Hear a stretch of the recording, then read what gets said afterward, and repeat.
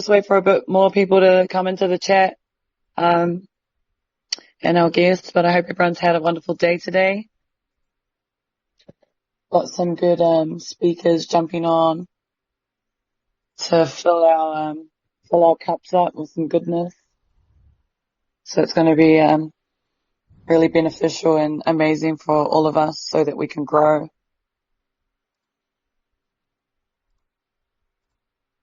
Anyone wants to come on and say hi or their microphone, be my guest.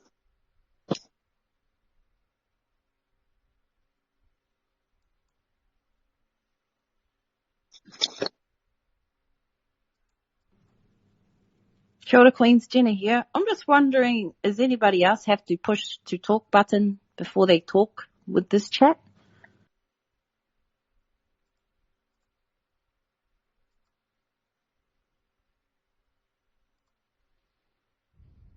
Jenna, is it pretty obvious when you have that issue? Like, because they might be thinking that we can hear them.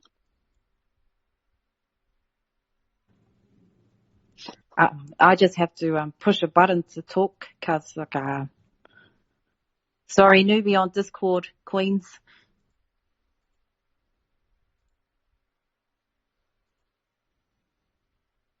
That's weird. I don't have to push a button. But that's good to know for future, though.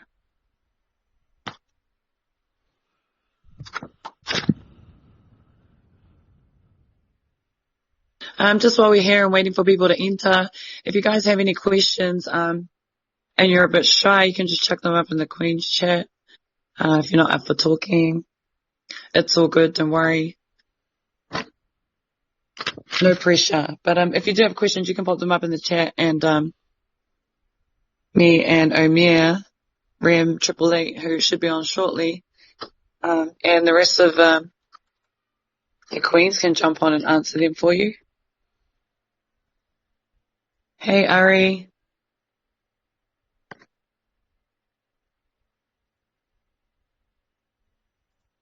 Hey, Kyra. Good to see you in here. It's Yolanda.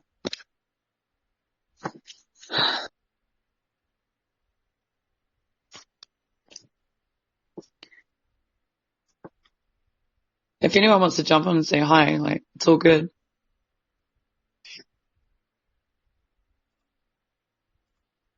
We're just waiting for some more people to jump on, our speakers to jump in.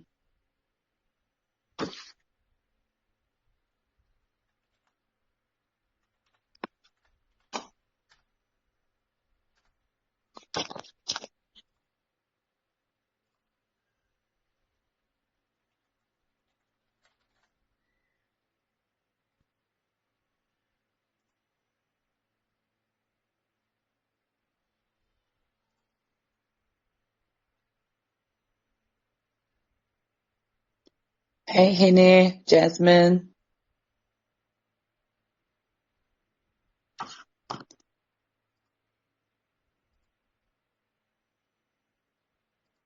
Everyone's super quiet today.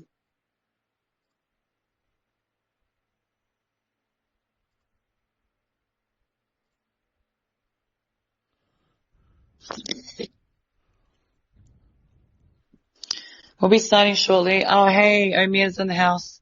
Hey, Omer.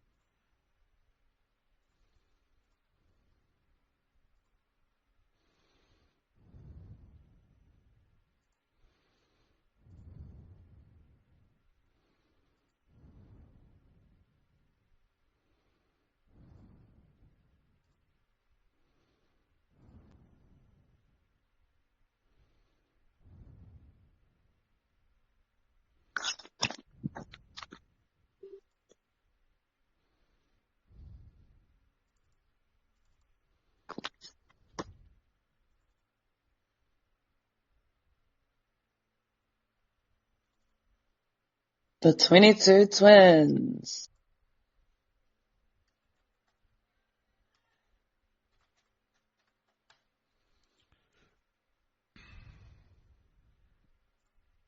Is that you, Lanes?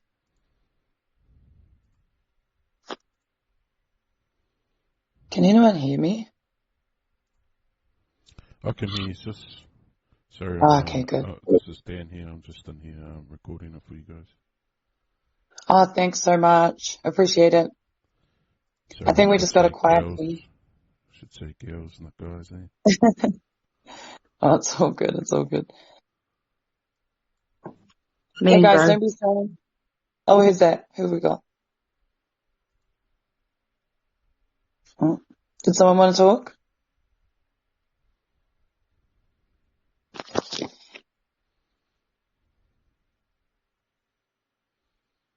Omer, are you able to talk or no? I haven't heard you yet.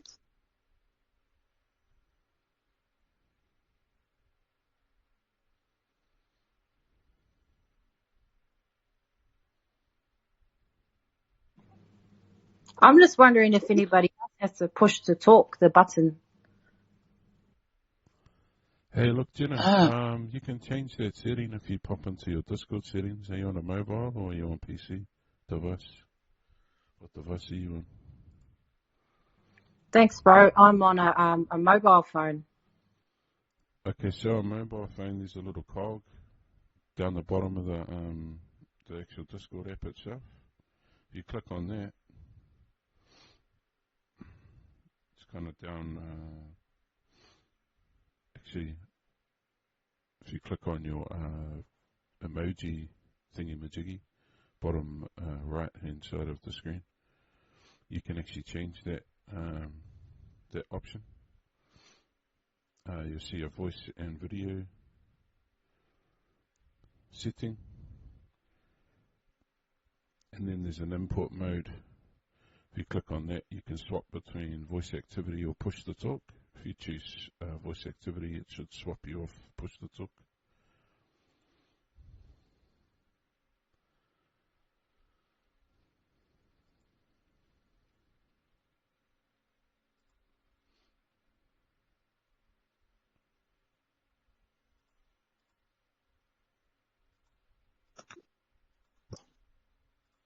okay, cool. We'll get started.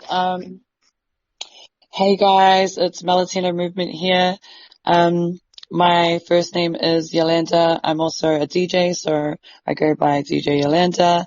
I'm a mother of one 14-year-old going on 45.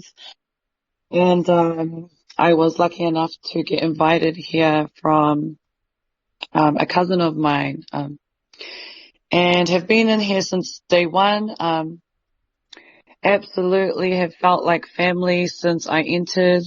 The vibe, the community and everything since day dot has been, amazing and remained the same frequency throughout. I didn't really know anything. I'm also still really new, so I'm really excited to see, where this is going to go and like how far we can go, and also to listen to, our speakers and learn and grow with you guys. So this is just all set up yesterday. Yeah, yesterday.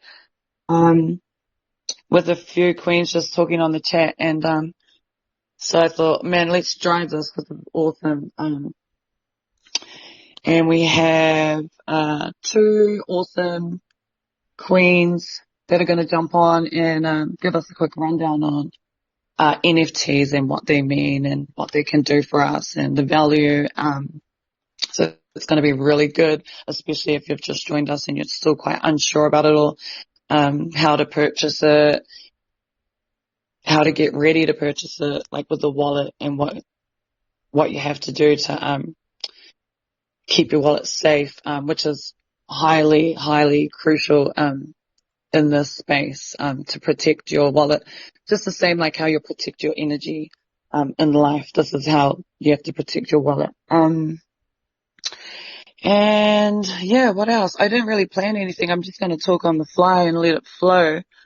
Um, My journey, I worked in the airline industry for 10 years.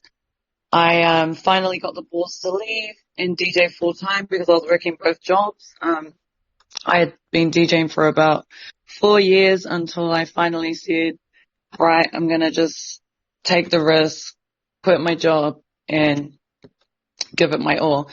So that was fine until COVID hit and then all my gigs started getting cancelled.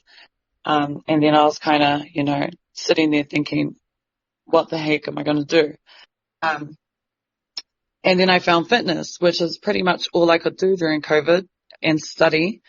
And I was helping people, but I wasn't qualified. So that's what led me down that lane. The feeling that I was getting helping my friends and family was amazing. So I went down that track. And as a backup plan because I could now not DJ. So yeah, I studied throughout the whole COVID the first year and then I got my qualification and as soon as we opened back up, I started working in the gym. I'm now a personal trainer and I run my own fitness, outdoor classes, Maletino.Movement, hence the name. So it's been like a huge turning point, changing industries and learning this whole other love, taken me to like a whole different level and a whole different, career path that's just added more value. And this community is so funny because it's exactly the same as my outside life coming into this digital world and they have the same values with, music and fitness and well-being. And it's not just like you have to be a musician to come in, like every person, it doesn't matter shape, size, color, we're all welcome here. We're all going to grow. We're all going to, learn together and turn this thing into the most hugest project in New Zealand. We're all off to the moon. If you haven't registered that yet, you're definitely going to the moon. This is your confirmation here right now today.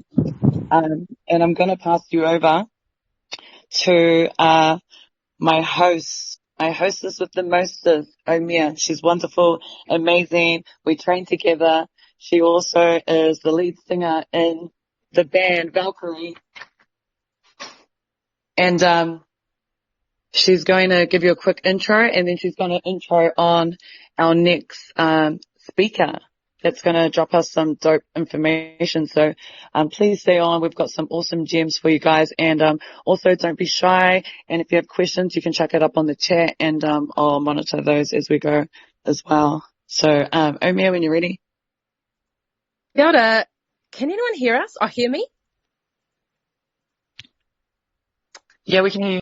Yeah, finally. Gosh, that was the most stressful 3 minutes of my life, trying to figure out all the different buttons. But kia ora whānau, sorry. My name's Omer, Remo 888. Really grateful to be here and support the sis Yolanda for this chat. Like she said, this came about a couple of nights ago in the Queens chat when, I was just bombarding a few Queens with these questions and I felt bad. And it was like 11:30 at night. And then everyone was like, I don't know the same thing either. So Sissy Yolanda was like, let's put this in a VC so that, we can have a big korero about it. And I was like, that's a great idea. So I'm really grateful that this day has come. And I know a lot of people have been excited to learn about everything, NFTs, wallet security, different types of wallets, crypto, even basic things like terminology I know can trip a lot of people up. So I'm really grateful for this space and for this time.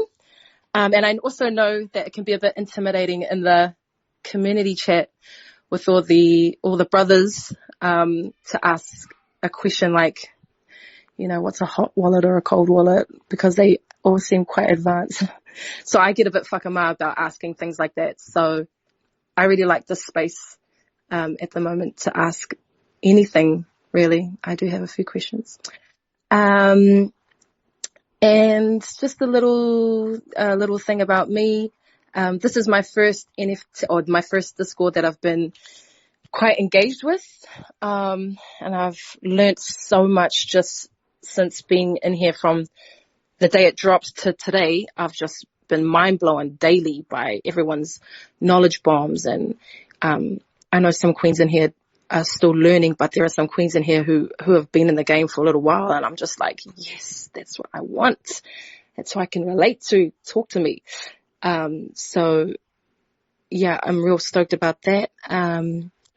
And just about me myself, I'm a singer, songwriter in a New Zealand band called Valkyrie, and we've been on the music grind for a few years now. I'm also a property manager based out here in South Auckland, and I just feel like this NFT space, the worlds that I dabble in, this space can totally, I can see the crossover. It's really exciting. It's scary and it's new and fresh, but it's really exciting. So, grateful to all the queens who are here, and to the whole community for supporting the queens on our journey. And yeah, that's me. I'm going to introduce the next speaker, which, is one of the queens that I was bombarding with questions. So thank you so much. I think it's, Filio Queen. If you're in, what's goody, sis? Jump on. Let's talk. Thanks, guys.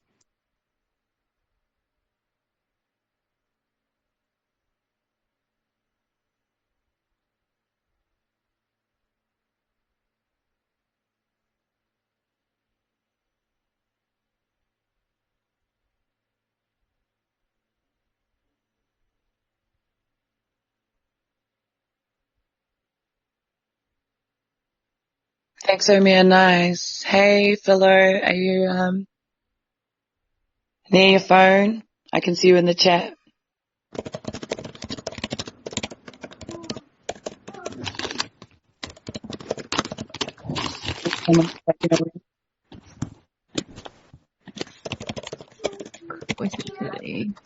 Hello?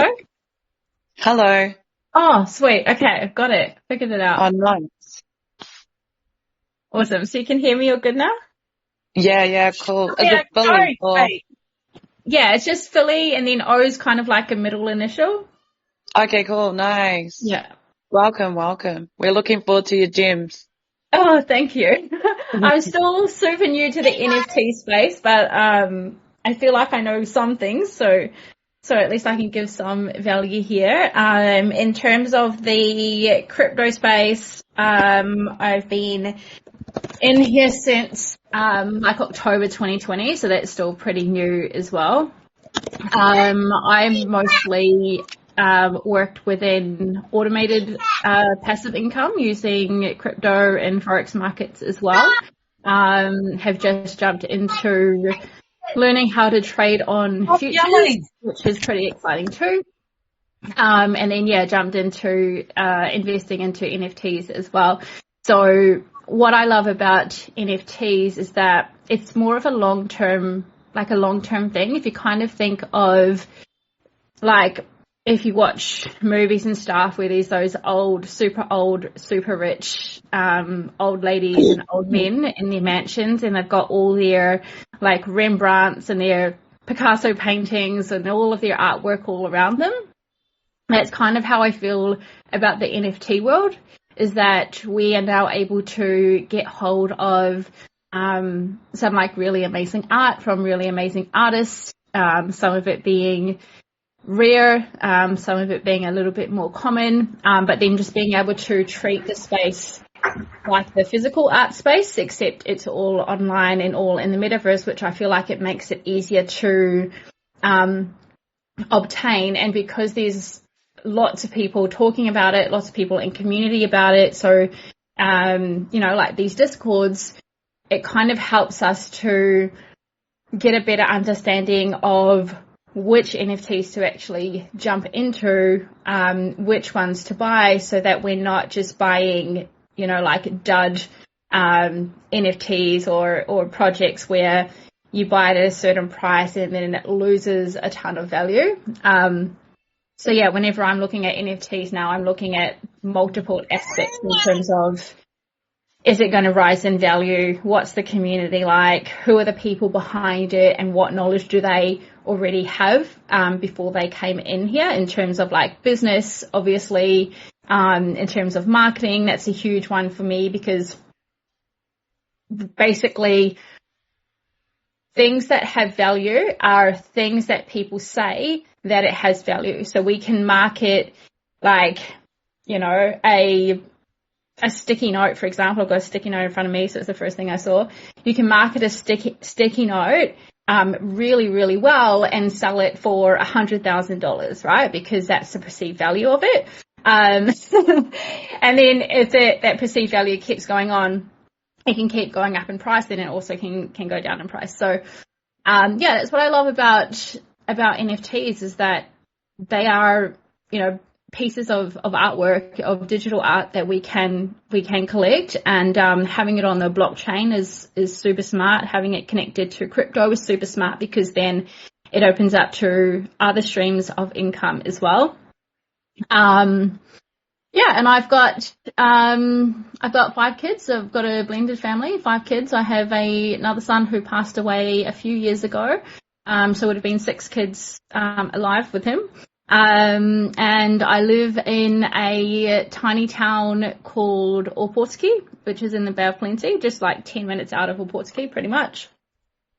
And yeah, I'll let someone else talk now, and I'll just wait for some questions to come through. Good afternoon, it's JJ. I'm late. But, Hey, JJ. Yeah, You're good, bro. You're all good. We just had one of our other queens talk. Thanks heaps for that, Philly. I do actually have a question for you. Do you have any NFTs, and if so, how many, and what are they, and why have you chosen those? Yeah, for sure. So I have 3 of the Trillionaire Thugs NFTs, which I bought at Mint. So I'd only just joined the Trillionaire Thugs Discord maybe like a couple of weeks before it, before you could mint them. I went hard to get whitelisted. So I got whitelisted in 48 hours, like my first 2 days of being in the Discord, just because I was just like, my motto is to work really hard, really fast. And then once I got whitelisted, I could pull back a bit and not be so, intense and chatting all of the time. So I chose the Trillionaire Thugs one. Oh, well, I'd been seeing it around for about a couple of weeks before I'd actually got in.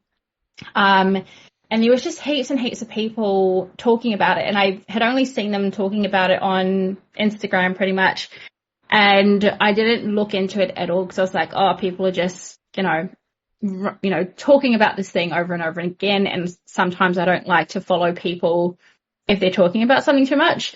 But then it just kept coming up. This kept coming up in my face all the time. So I was like, oh, fuck it, I'll just have a look.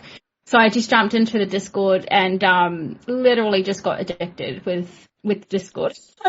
And then started looking around more within there, actually looking at the project, getting to know who was behind it and all of that stuff as well. So then, I ended up buying 3, which was my first NFTs. And then I'm in like different crypto chats on Telegram, and one of them is an NFT one. And I kind of search through there every now and then, and someone was talking about Alpha Kongs Club. And so I jumped into their Discord. They had over 200,000, or you have over 200,000 in their community. But I missed out on whitelisting for that. And I really wanted one though, because the artist that do the art for Alpha Kongs Club, they are artists that have worked on like really big movies like Star Wars and Game of Thrones, like the TV show. Harry Potter, like these really big movies. So I'm like, okay, cool. These are obviously people that know their shit, that produce good art. Because I kind of feel like if people are going to put themselves behind a project, they're going to be people that want to make their project work because they have a big reputation to uphold. And reputation is everything to people, especially if you have built it. And so I've got one of the Alpha Kongs Club ones, which I bought on OpenSea. So I bought it secondhand pretty much. I have a Paris Hilton one. I just bought that one for fun because I love Paris Hilton. And then jumping into Eager Beaver, Eager Beaver is actually the only one where I actually went through as much as possible before interacting in the Discord, and just seeing the, like, again, the people behind it, going through their Instagrams and Twitters and looking through everything that I could about them to see like what kind of people they are, right? Because that's it for me for everything, is I just need to know who the people are behind a project so that I can get a better understanding of what their values are, and if, seeing their values come over into the project that's here. So that was cool for me as well, seeing the roadmap. And yeah, so I'm super excited to be part of this Discord now, to be part of Eager Beavers, and yeah, doing as much as I can in here. Nice. Awesome. Wow. You're like an NFT little god. Yeah, I almost bought another one this morning too, but I when I want to buy one, like, because this one is on OpenSea, not on Mint, they've already minted and has sold out. I just have to wait like a day before I buy it, because I'm an impulse buyer. Like, I'll just buy things because because I want to. But I've been trying to hold myself back on doing that. So I'm going to wait till tomorrow. If the desire is still there, then I'll buy it. Yeah, we can tell. So just for the people out there that are unsure, are you able to explain, like, minting and OpenSea and what the difference is there? Yeah, so minting is when if everyone's part of this Discord here, and I imagine at some stage there'll be like a whitelist that opens up. I think I heard that on the AMA, so I listened to the replay of the AMA yesterday just to kind of get a better gauge of that. So when the whitelist opens up, and I don't know what you have to do to get on the whitelist, but you get a spot on the whitelist, and what that means is that when its launch date, so when the NFTs can actually be bought or minted, those people that are on the whitelist have first dibs at being able to buy it. So you're pretty much guaranteed the opportunity to be able to buy an NFT. Why this is important is that that's the cheapest price that you're ever going to get it, is that minting. Unless someone wants to lose money and they sell it for cheaper than they bought it, which they're dumb if they did that. So minting is the cheapest you're ever going to buy it at. And usually what happens when you're buying from that mint stage, like you feel a bit more kind of like pride in yourself that you're part of the OG the OG crew that got to buy the NFT, especially if the community around it has been built up really, really big. So yeah, you're guaranteed that opportunity. It doesn't mean that you have to buy one at that stage. Like, if you get to the day of minting and you made it to the whitelist, so you have that first chance opportunity to buy. If you don't have the money to buy it, you don't have to buy it, right? So that just means that other people can get the opportunity to buy it. If you miss out on that minting, so if you either don't have the money, even if you're a whitelisted, or you didn't make the whitelist, then you can have an opportunity to buy on OpenSea. So usually when it hits OpenSea, that means that people that have minted have then gone and placed it on the marketplace. So it's just like they're buying something from a shop, then they go and place it on Facebook Marketplace or place it on Trade Me to sell it off again. So you can put an offer on people's NFTs, even if they haven't listed it on OpenSea. And you can, if they've listed it on OpenSea, usually they'll have a price that they want to sell it at, so you can buy it at that price. So you just kind of have to just think of like, is it worth buying it at that price? Do you want to wait until the floor price drops a little bit? Or like kind of like what you want to do with it. So it just depends. I recommend just trying to get on the whitelist just so that you have that guarantee to be able to buy it, and then you can buy it for the cheapest price. But if not, there's that second chance deal where you can buy from OpenSea, and OpenSea is just like a website, like, you know, kind of like Trade Me pretty much, where you can list NFTs and you can buy NFTs and you can trade and do all of that stuff on there. Can I add to that question as well? Yeah, for sure. So when you mint an NFT, what it is minting is actually when you turn an NFT into, you actually transition it to the Ethereum blockchain. It actually becomes a live asset to the digital space of NFTs. So it gives you not only the ownership of the NFT, but you bring that piece of art to life onto the blockchain as well.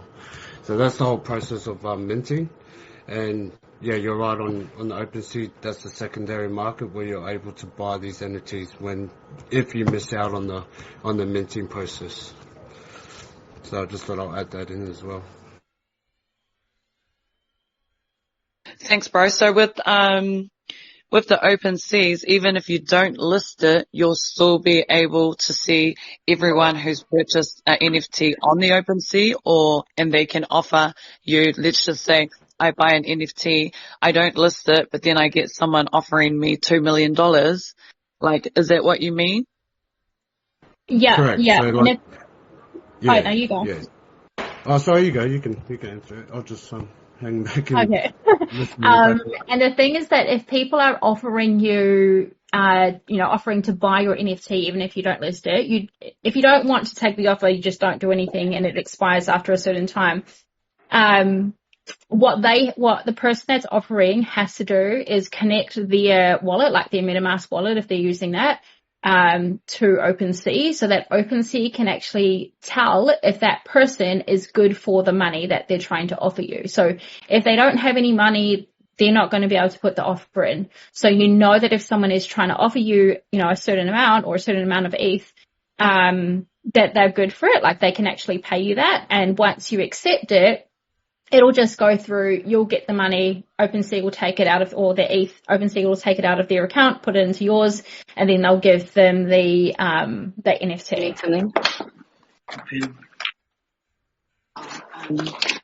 Nice. So what does that mean? Diary on the couch.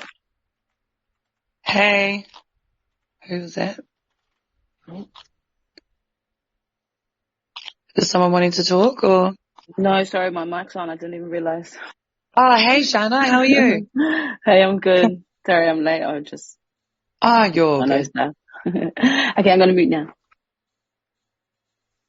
Just carrying on from our conversation, and welcome, Shana. I'm just wondering, so let's just say someone got an offer and they took it. What does that mean for our community, and how does that impact us if they were to sell that, even though someone might have brought it for a good price? Like, does that impact us, or like, what does that mean for us? No, it doesn't impact the community in any way. Like, for example, when I bought the Alpha Kongs Club one from OpenSea, so what I did is I just bought like literally the cheapest one that was on sale in there, because Alpha Kongs Club hasn't revealed what their NFTs are yet. So the same as Trillionaire Thugs. So Trillionaire Thugs reveal is tomorrow. So I just went for the cheapest one, bought that. In the Alpha Kongs Club, so what I had to do then was I could connect my wallet to their Discord so that they could see that I'm now a holder of their NFT. So then that automatically gave me access to their kind of like insider club chats. So you could be part of the chat without having to earn your way there by getting whitelisted. Just by buying it from OpenSea. So it's more of like an addition to the community than an extraction. I suppose the extraction is that if people are selling their NFTs at a really low price, they're kind of, I don't want to be mean or negative, but they're not good enough to be in the community if they're wanting to sell for such a low price. Because I bought my Alpha Kongs Club, like, I think it's like was super, super cheap when I bought it. So the person that sold it, they're going to be kicking themselves if the one that I bought from them for quite a low price, was a rare NFT. So it's more their loss, the person that sold it. And it's the gain of the community because someone has bought it that might cherish it a bit more and might, give more to the community. So that's my thoughts on that. Yeah, nice. So it doesn't devalue, like the NFT or the ETH, because I do see like when I think people were selling a lot of, NFTs on a particular Discord, the ETH was dropping down quite low. So that's just what prompted me to ask that question. Yeah. I think the price of ETH isn't going to be affected too much by, like one NFT community, as a group. Like it will be if all of the NFT communities decided to do something on the same day, that would affect it. But just one community is like a drop in the ocean for ETH.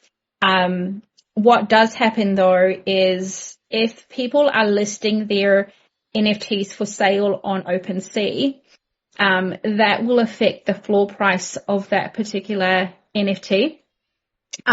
What the floor price is just the cheapest that someone can buy an NFT at. So it's just whatever the lowest listing price someone has put on their NFT is what the floor price is.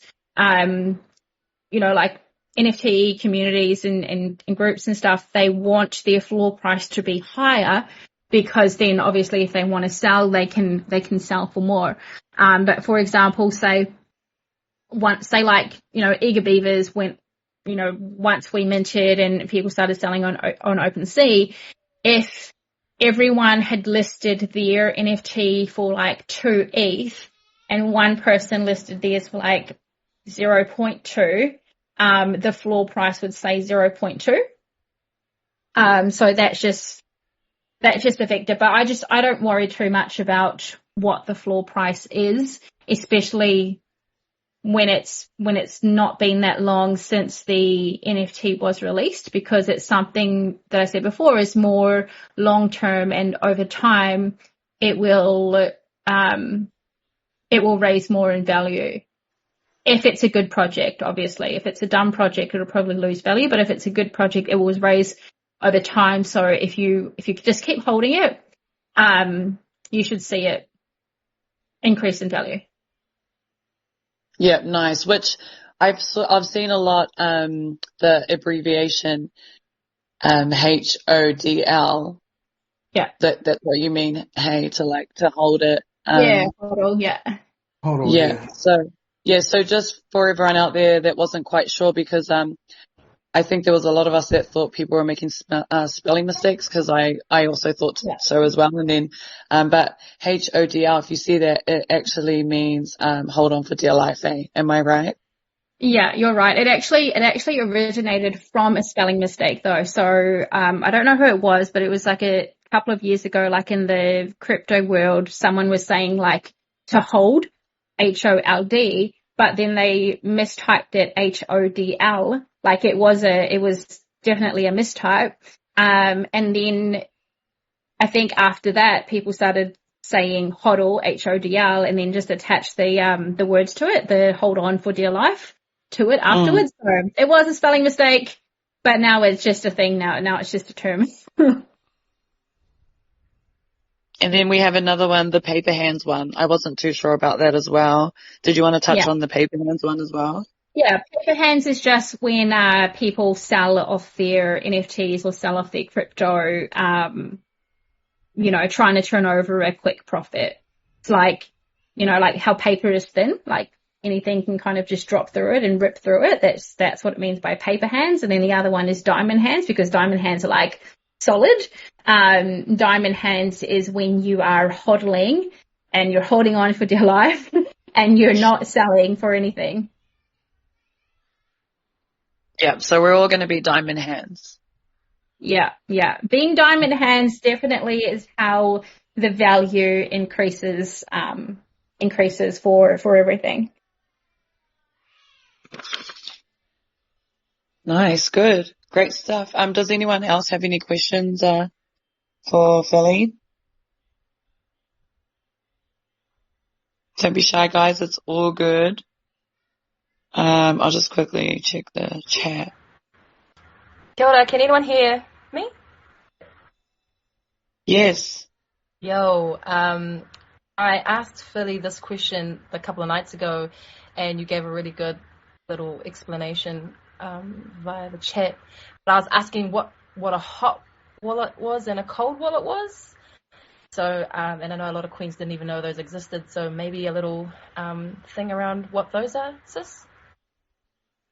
Yeah, for sure. So a cold wallet is like you might have seen them, you might not have, but if you think of like a USB stick, and it's a physical hardware, right, where you plug it into your computer. I think you can also plug it into your phone, and you can store your crypto on there, on that wallet, and then when you unplug it, the internet turns off, and your crypto stays on there. And so that's the safest way to keep your crypto from your crypto from getting scammed, from getting hacked, because it's not connected to the internet all the time. And then when you go and plug it back in, connect it back to the internet, it all reloads all the data, and all the new prices are updated on it as well.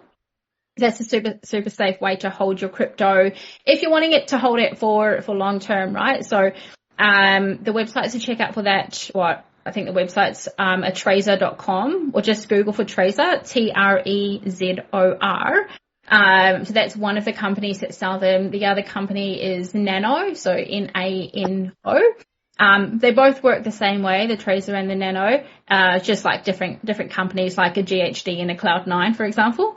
So there's those that you can buy. I think they're range between $200 and something to like $500 each. So if you're just getting started, you probably won't need that yet. You really only need one of those if you have, a substantial amount of crypto that you're wanting to safeguard for the future. Funny thing is, like, I know this guy who had like 7 Bitcoin that he bought like years and years ago, and he had it on one of those hard drives, and he only just found the hard drive, loaded it up, and his Bitcoin was worth like hundreds of thousands of dollars. And yeah, it was pretty cool to like to talk to him and be like, oh my god, that's so cool. Wish I could find a little hard drive like that in the bottom of my drawer. Yeah, I reckon. And then hot wallets are like one of them, for example, is Exodus, and that's a wallet that runs off the internet, so it's connected to the internet. You can download the app on your phone or on your computer, and that one is like fully decentralized, meaning that when you're signing up for that wallet, and also for the cold wallets as well. But when you're signing up for a hot wallet, you're not putting in any ID, you're not putting in your name, not putting in your email address or any of that. So it has no connection to you. So that's a good thing. That's also a bad thing if you lose your 12 passphrase thing. Yeah. But it's a good thing in that you're able to like hold heaps in there, and you're not going to get questioned by anyone, like where this money came from, how come you've got it in there, tax stuff as well. Like no one else can see that you've got that because it's not connected to your name. And then the other thing is exchanges. So exchanges are things like CoinSpot, Coinbase, Wirex, blockchain.com.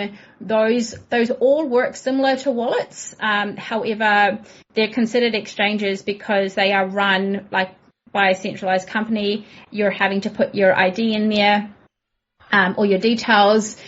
If you're trying to hide crypto from like IRD, if IRD gets wind that you have like a Coinbase account or a Wirex account or something, they can get hold of Wirex or get hold of Coinbase or whoever you're using as your exchange, and they can be like, I want all of Philippa Widangi's details with you. and they have to give that. They have to give that to whatever government entity is asking. So you can't really hide stuff in there if that's, I only say that because I have lots of conversations with people and they're like, how do I hide my money? How do I hide my crypto? So that's, but that's the only way you're able to buy, Bitcoin and crypto is through one of those exchanges. So you're going to have to at one point sign up to one of them, put all your details in there. I just always recommend to people when they are withdrawing from somewhere or when they're trying to kind of like put crypto away, to put it into a hot wallet or a cold wallet, because then it's not connected to you. Whoa. Does that help? Did that make sense? Was that too much? No, not at all. Because you said, you don't have to put your name and stuff in, and I was like, oh my God, I just did that. But then you explained what the exchanges was, and I was like, oh, okay, yeah, I did that. So thank goodness. I'm gonna get me an Exodus ASAP. Yeah, so that's what I was saying in the chat the other night. Like, whenever I'm buying crypto, I'll either buy from Easy Crypto or I'll buy from Wirex, just because buying from Wirex is just easy, because you just use your card. Don't really have to wait that long. Yeah. And then when I use like Exodus, I put everything into Exodus after I've bought it. And then from Exodus is where I decide where I'm going to put, where I'm going to distribute whatever I need to distribute. So if I need to withdraw anything back into fiat, I'll send it from Exodus to Easy Crypto, then into my bank account. If I need to buy some ETH so I can, fulfill my NFT addiction, then I'll transfer over to, from Bitcoin to Ethereum, and then, my Ethereum is connected to MetaMask. Yeah. So once it's been transferred from Bitcoin to Ethereum, it automatically shows up in my MetaMask from there, and then I can use it to buy, whatever NFTs I want to buy. Or I also use the Wirex card, sometimes as well, which is like a crypto debit card you can use to spend any crypto you want to spend. Cool. You don't store any of, I can't remember if you said it the other night, but you don't store any of your ETH on MetaMask, eh? Or there's something about that. No, I don't store anything, anywhere other than in Exodus. Like, I'll only transfer what I need into the different like exchanges or wallets or accounts, and I'll keep everything in Exodus. I also use Binance as well for trading futures, like trading on crypto, but I have only what I need in there. And the reason for that is that because I have so many accounts with different things, and I just need to know how much I actually have. And if I've spread it all over the place, it'll just be a mess for me to try and organize. Yeah, fair enough. Oh. And what's the fees like with you transferring it? Is most of your NFTs that you purchase needed to be purchased in ETH, and then so how much money is in between those purchases? Do you get what I mean? Because we have other fees. Is that meaning you have to do the transfer fee, and then you have to buy the ETH, and then there's a gas fee, right? Are you able to touch on those? Yeah, so when I'm transferring from Exodus to anything, the fees are really, really small. They're literally less than $1. It's so small, it's waste of time even thinking about it. When you are buying NFTs though, the gas fee, it'll automatically add itself to whatever the price of the NFT was. So it's not separate transactions, it's all just in one transaction in there. And it depends on if the the server, the blockchain for Ethereum is busy. If there are heaps of people doing transactions at the same time, the fee is going to be quite high because you're competing with everyone else that's trying to get their transactions done.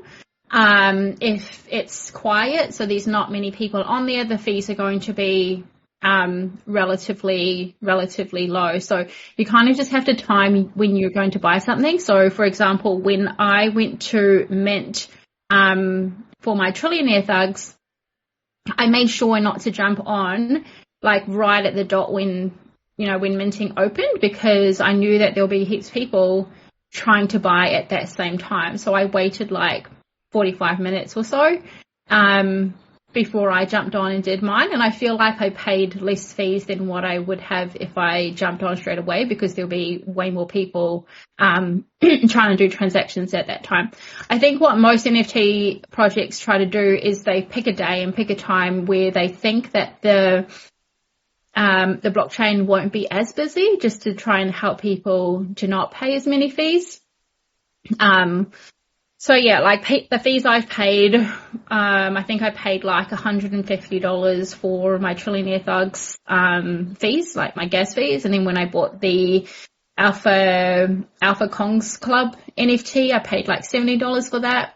When I bought the Paris Hilton NFT, I paid $8 for it. So for the fees, not for the NFT. So yeah, it kind of depends. Like you're right. It depends on the traffic of the blockchain. So with the blockchain, they can only really process 70 transactions per minute, I think. So that's why when it comes to the minting process, you got so many people going in. She's right. Like the gas fees will rise. So it's all about time. I think I minted Dead Diamond a couple of days ago. My partner and I paid $48 in gas. And my mother-in-law waited like 6 hours later, and she paid like $3. So it all just depends on the traffic of the blockchain and how much gas fee you're going to pay. Doing Trillionaire Thugs, I paid $120, and that was straight off when the gates had opened. So it all depends. Yeah. When you get a short time frame and people are trying to outbid each other, that's what's called a gas war. I think that's why, the whitelist idea came from that gas war, because when NFTs first came out, they had so many people fighting over transactions, it created a gas war. So eventually, some people were paying thousands and thousands of dollars just in gas fees, just to purchase an NFT. So that's where the whole whitelist came from, to minimize the gas war. Wow, that's amazing. So, Philly, just another one, sorry. How you were saying you got your Alpha Kong secondhand. So, are you just able to go through purchasing a secondhand one? What sort of safety measures you put in place to ensure that that was going to be, a successful, transition into your wallet? Yeah, for sure. So I use a browser on my computer to buy, and that browser is called Brave browser. It's one, like, I just saw it on this guy's YouTube that was talking about NFTs and Ethereum and stuff, and he said they had this Brave browser, so I searched it up, and it's a crypto friendly browser. And also it's meant to be a lot more secure than like Google Chrome and Safari and stuff. It also blocks a lot of ads and things on there as well. So that's the browser that I use when I'm buying. You can connect your MetaMask wallet to it as well. So you need a MetaMask wallet to be able to buy your NFTs, which is easy to sign up to. You can connect that in there via a plugin. So if you're familiar with like Google Chrome plugins, it works the same way. So it's just a plugin in the browser. Once that's on there and it's logged in, what you would do is go to OpenSea.io. So OpenSea.io. And then you just like search for whatever NFT you want to search for. So I just searched for the Alpha Kongs Club one, and then I saw, like how I was saying before, I was going to buy a new NFT this morning, but I was going to wait till tomorrow to see if I still want it. That's what I had done with the Alpha Kongs Club one. So a few days ago, I wanted to buy it. I went in there. I saw like the floor price was like 0.44 ETH. And I was like, oh, that's all right. Like, to me, that was still pretty cheap, because I really do believe that this one is going to go up quite a lot. But then again, I wanted to wait. So I waited like 2 days, and then I went back onto it again, and then the floor price, I think, was 0.6 $396 is what I got mine for. And at the moment, it's even cheaper. It's 0.38, the floor price. So what I did was on Brave, open that up on OpenSea. And then you just find which one you want to buy. So if you go onto the NFTs page on OpenSea, click the Buy Now filter so that it shows all of the ones that people are actually selling. And then I just picked the cheapest one. You can pick whatever one you want, but I just went for the cheapest one. And then there's a Buy Now button. If your MetaMask is already logged in on that Brave browser, when you click Buy Now, there's just like a confirm, like to confirm that you agree to OpenSea's terms of service. And also what happens is because your MetaMask is connected in there, it can see if you have the money in your MetaMask to actually be able to buy it or not. And so it will tell you if you need to add funds in there. If you've got enough funds in there to buy it, you can confirm checkout. And then what will happen is another thing will open up where you confirm, again, the checkout with MetaMask, confirm the fees that you want to pay. You can actually edit the fees. There's a video on YouTube that I watched on how to edit it, which I think is pretty good. If you don't want to risk it though, just go with whatever fees they offer you. And then you just click confirm. And then it just buys and it just turns up in your MetaMask account and it's like, it's just there under NFT. So it's really actually easy to be able to buy an NFT off of OpenSea. You just need to make sure that you have your MetaMask attached to the browser that you're using. If you're using your phone, what I would do is go into MetaMask, and then when you're in MetaMask, there's like a browser section, like where you can go to a website within the MetaMask app. So open up that, OpenSea in that browser section, and then it's all the same because you're logged into your MetaMask and you're using that app. It's all already connected in there, so it'll be fine when you go through and buy it, and you just go through the same steps as well. But yeah, it's like I feel like it's super secure, especially if you're if you're using the right websites, the right links, and also you're on the right NFTs page. Because I did see, I don't know if it was real or not, but there was this whole thing around like Justin Bieber buying a fake Trillionaire Thugs NFT, like because it was from like Trillionaire Thags, THAGS on OpenSea. So you just have to make sure as well that the page that you're on is actually the NFT's legit page to be on and not a fake one that people make. Does that help? I can't even deal with trillionaire fags that I picked up. So you're pretty much saying, for someone that misses out on the whitelist, don't worry, you can still go out to OpenSea, you can still purchase it. It's still going to be all good as long as you go through the right channels, which will be only within our Discord. Is that correct? Apart from OpenSea, because it's it's a website. Right? If you go on the like in here in the Eager Beaver one, there's the official links. And on there, that at the moment, they've got the link for their website, Twitter, Instagram, and then OpenSea not yet released. So when you want to buy from OpenSea, just go into there, and then there'll be the legit link in the official links section. So just click that one, make sure you've got the right link. Like that's probably the most important thing is that. And also, like one of my friends jumped into one of the Discords, one of the NFT Discords yesterday, and someone had messaged her telling her that she's been whitelisted. Here's the link to buy her NFT. It's only going to cost like 0.1 ETH or something. And any other link that she gets sent is fake. So she screenshotted it and sent it to me. She's like, did I get whitelisted already? I'm like, no, that's a scam. Delete it and turn off your DMs because people are going to try and message you and send you their links so that they can get the money. You're not going to get an NFT. Yeah, nice. That's good to know. So hopefully everyone has gone in and followed the instructions and turn off the DMs, and just know that be very mindful to ignore any messages, especially in this Discord. You won't be getting any messages, so just ignore them. Don't click on any links. Yeah, they will definitely be frauds, so just be very mindful. Just another thing with your wallet, what preventatives did you put in place to keep your wallet safe? Did you use the main three that everyone normally uses, and are you able to elaborate on those? First of all, what's the main three? Because my things might be different. Oh, okay, no worries.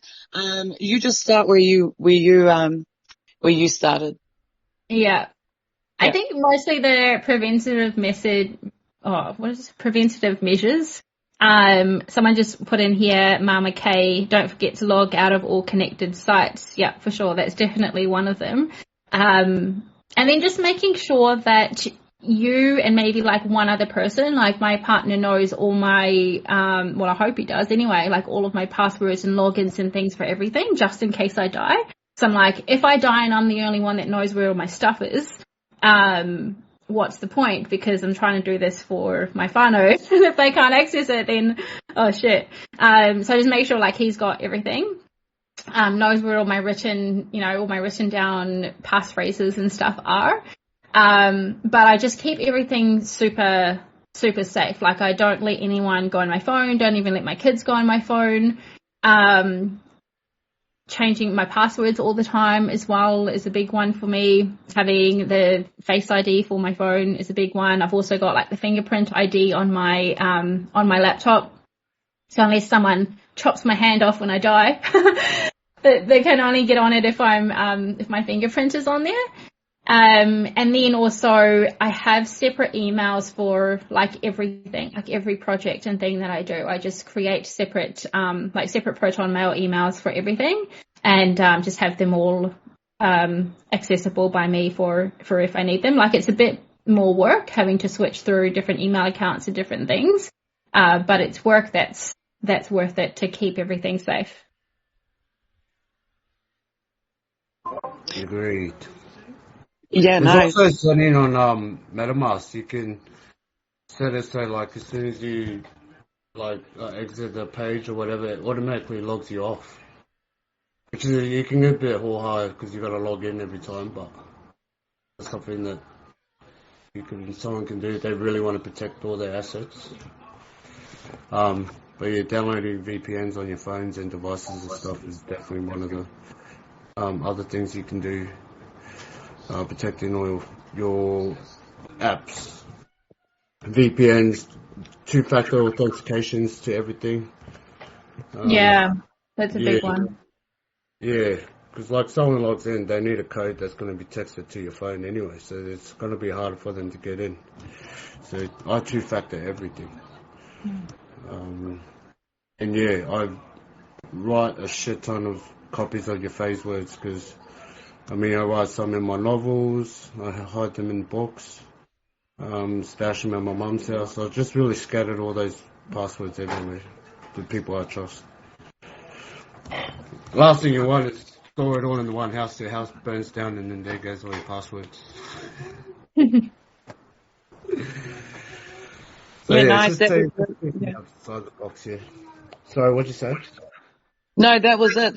So just touching on that VPN, the two-digit authentication, I think we already touched on the cold wallets earlier, the ledger, that, the USB form, where you can store all your stuff.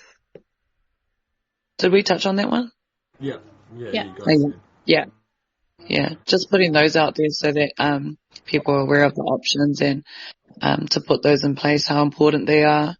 Because I did hear that, in another Discord, people that didn't have those preventatives in place, now have had their, NFTs stolen from them, right underneath them, and they were able to still see the NFT, but they couldn't do anything about it, because hackers are really like clever nowadays. So, you might have to spend like, $100 or a bit more over that for a ledger, but it's going to be worth it when you've saved your NFTs. Correct. Because like Mm. what people don't realize is you're building, an empire for yourself. So, these assets are worth millions.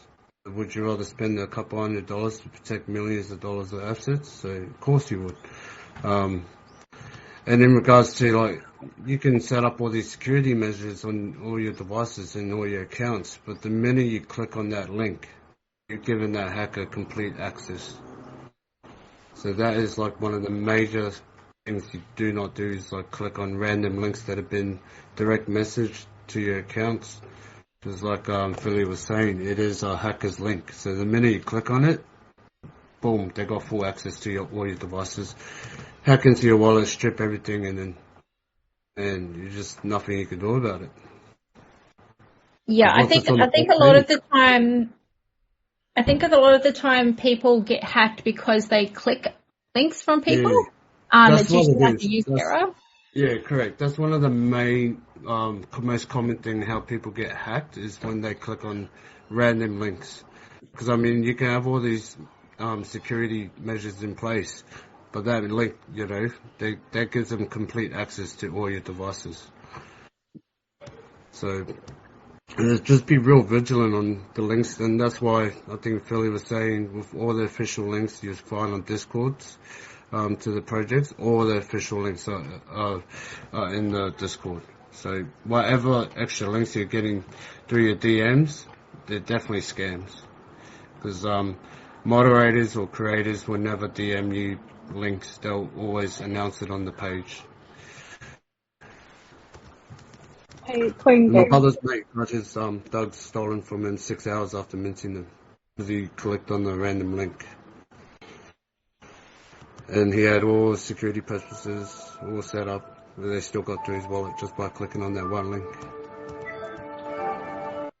Queen B. Hey there, go ahead, Queen. Oh, was it Queen B or? Oh, no. My name's Little Mama. I was asking Queen B. I was just going to Was say someone his wanting voice to sounds. talk? Can you guys hear me? Can you hear me? Yeah, Can okay. you? Yeah, sorry, I'm on my wife's account because it's a Queen's chat, so I couldn't get in earlier because I'm a king. I feel like your voice is very Ah, familiar. sorry, I thought I heard another Queen trying to talk. There's a little. Hey, what? Hey, JJ, what one are you? Are you Little Mama or? No, I'm Queen B, Sorry. but I'm Little Oh, Mama you're here. Queen B. You're Queen B. Okay. Little Mama, did you want to say something or? Sorry, I'm just seeing people go off mute, so I'm thinking if you want to talk, like, go ahead. It's all good. Thanks for that, Philly. Does anyone else out there have any questions for Philly before we go to our next speaker at all?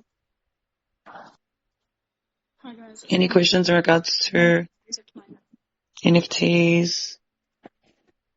She's an NFT little queen. She has how many has she got there? 3, 4, 5 NFTs. Yeah, 5 now. You can call me an NFT 4. That's fine. I was really thinking that, but I was trying to I refrain know. from, I can feel it. I can feel the energy. you can read my mind in. Yeah, you're in my brain. Hey, Queens, just to chime in, these ones that are server muted, is there a reason why they're server muted? No, that was probably me thinking that I was just muting them because there was like kids crying and I was trying to just mute. Do we know who it is so I can undo it? We've got Stewie Stewie. and Living with Zany, both server muted at the moment. Okay, wait. Stewie is all good. And what was the second one? Living with Zany? Living. I don't know how to pronounce Okay. that. Sorry, Queen. Yeah, no, all good. Sorry, Queens. That was me thinking that I was just muting you. I didn't know I muted you off the whole world. Apologies. And there was someone trying to chime in before. I don't know if you could hear her. I think it was Little Mama that was trying to ask a question. Hi, can you guys hear me okay? Yep. Little Mama, did you want to? Oh, yep, cool. Welcome. I was having some problems with my headphones, sorry. Hi guys, it's nice to be here. Queen B, your voice sounds very familiar. It's JJ from TT. I think I met you there. Yeah, I heard you and I was like, oh, is that JJ? Why is he Queen B? I was on I'm on my wife's account because I couldn't get in on my account. Oh, okay, cool. I've been listening. It's been awesome information. I love it. I just wanted to say, with the ledgers, try to buy them off the official sites because some people have been buying them off eBay and Amazon and they've already been open and the seed phrases have been logged down and then sent out. So when people were putting things on the ledger, the hacker just has to put in the seed phrase and they can drain that whole ledger out. So make sure you buy them from an official site. I just thought I'd drop that in there. Awesome, thanks. I totally forgot to mention that. Yeah, it's a big one. I've been looking at getting a ledger and it was actually Lord that had said make sure you buy them from the official sites so you know they're legit.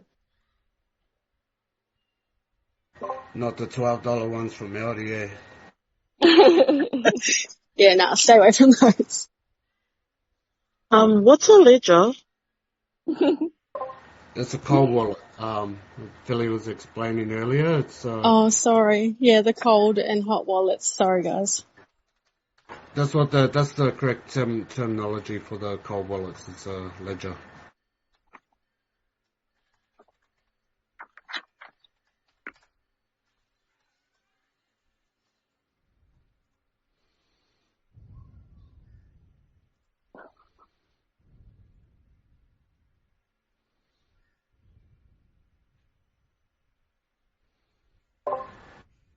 Any questions?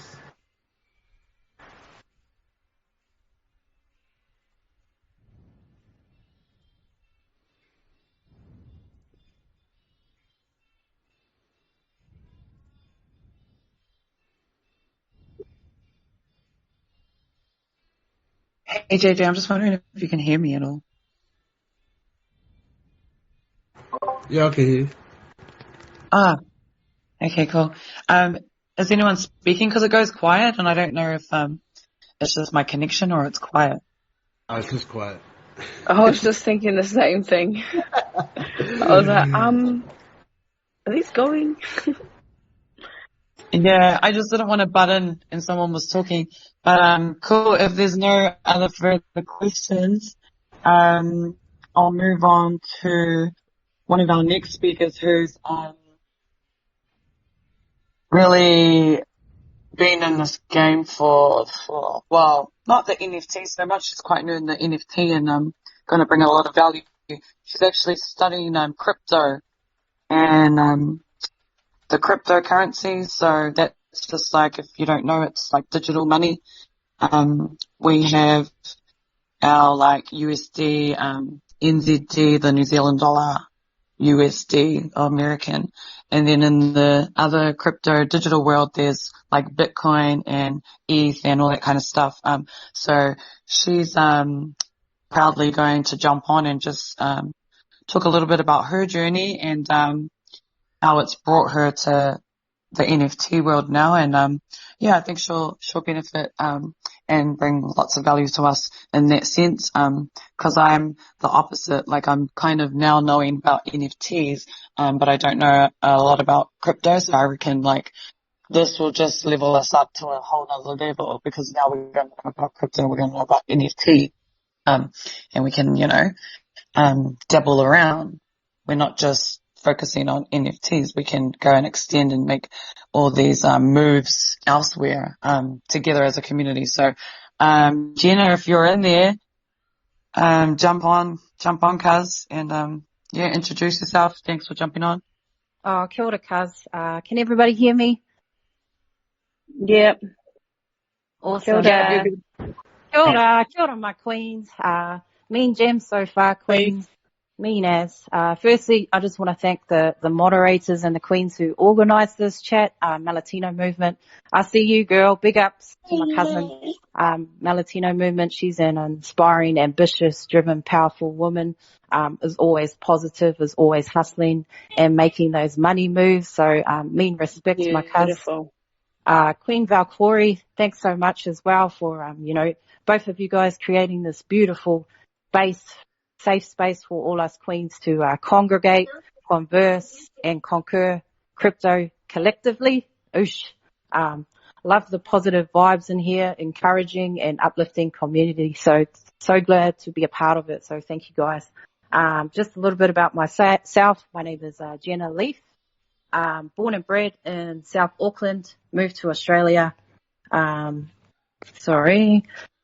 years ago, residing in Perth at the moment, but moving home next month to the Naughty North, Kerry Peninsula. So if anyone is around my way, come over for a coffee and a crypto kōrero, BNBs. I'll be home next month, 11th of March, to overflow my cup. So can't wait, and eager beaver to meet all you queens, and my eager beaver family. Mahi, what have I done for Mahi? Most recently finished up working FIFO, so fly in, fly out, for those who don't know, in the mines over here in WA, as a leading hand welder operator. I gave that up 2 months ago, whānau, to concentrate on crypto. I've been a mortgage broker, worked in property investment and the building industry, so helping Kiwis over here in Oz get into their first homes, pretty much guiding them through the whole process of home ownership and property investments. Before that, whānau, I worked in the office for 10 years doing admin, sales and marketing, so that's just my mahi. My investment background, I read Rich Dad, Poor Dad, for those of you who have read it, 7 years ago. It changed my life. Recommend that book 100%. I learned about passive income, property investment from that book, and that's what made me want to work in the property investment industry and become a mortgage broker. So I wanted to create that passive income, like Robert Kiyosaki says, make your money work for you. I built my first investment property in Perth 5 years ago, and my crypto journey started 14 months ago. So I had heard about Bitcoin years ago, didn't know what it was about, didn't know where to start. Long story short, whānau, got scammed the first time I tried investing, $150 into a fake coin. So what I learned from that experience, never trust anyone but yourself. Never listen to what anyone has to say and learn it yourself, Invest in yourself. Education is key. Education is power, whānau. I did an 8-week course, learned everything about crypto, how, why, who, what Bitcoin is, how to buy, how to sell, where to buy, which websites to go to, which platforms to use, how to invest safely with an investment strategy and a plan for your long-term hodls, and which reputable influencers to follow, The course was amazing. I'm forever grateful to have done that course.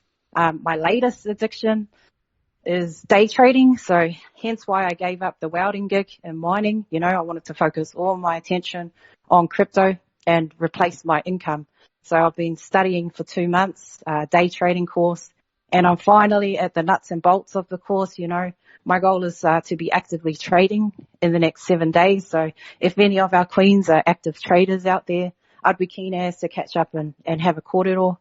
Me being new to that space, be cool to congregate, converse and conquer collectively. NFTs, I came across 6 months ago, know what they are and what they're used for, but this is my first NFT project ever been involved with, so I'm loving the space, especially this NFT and what it has to offer with the community.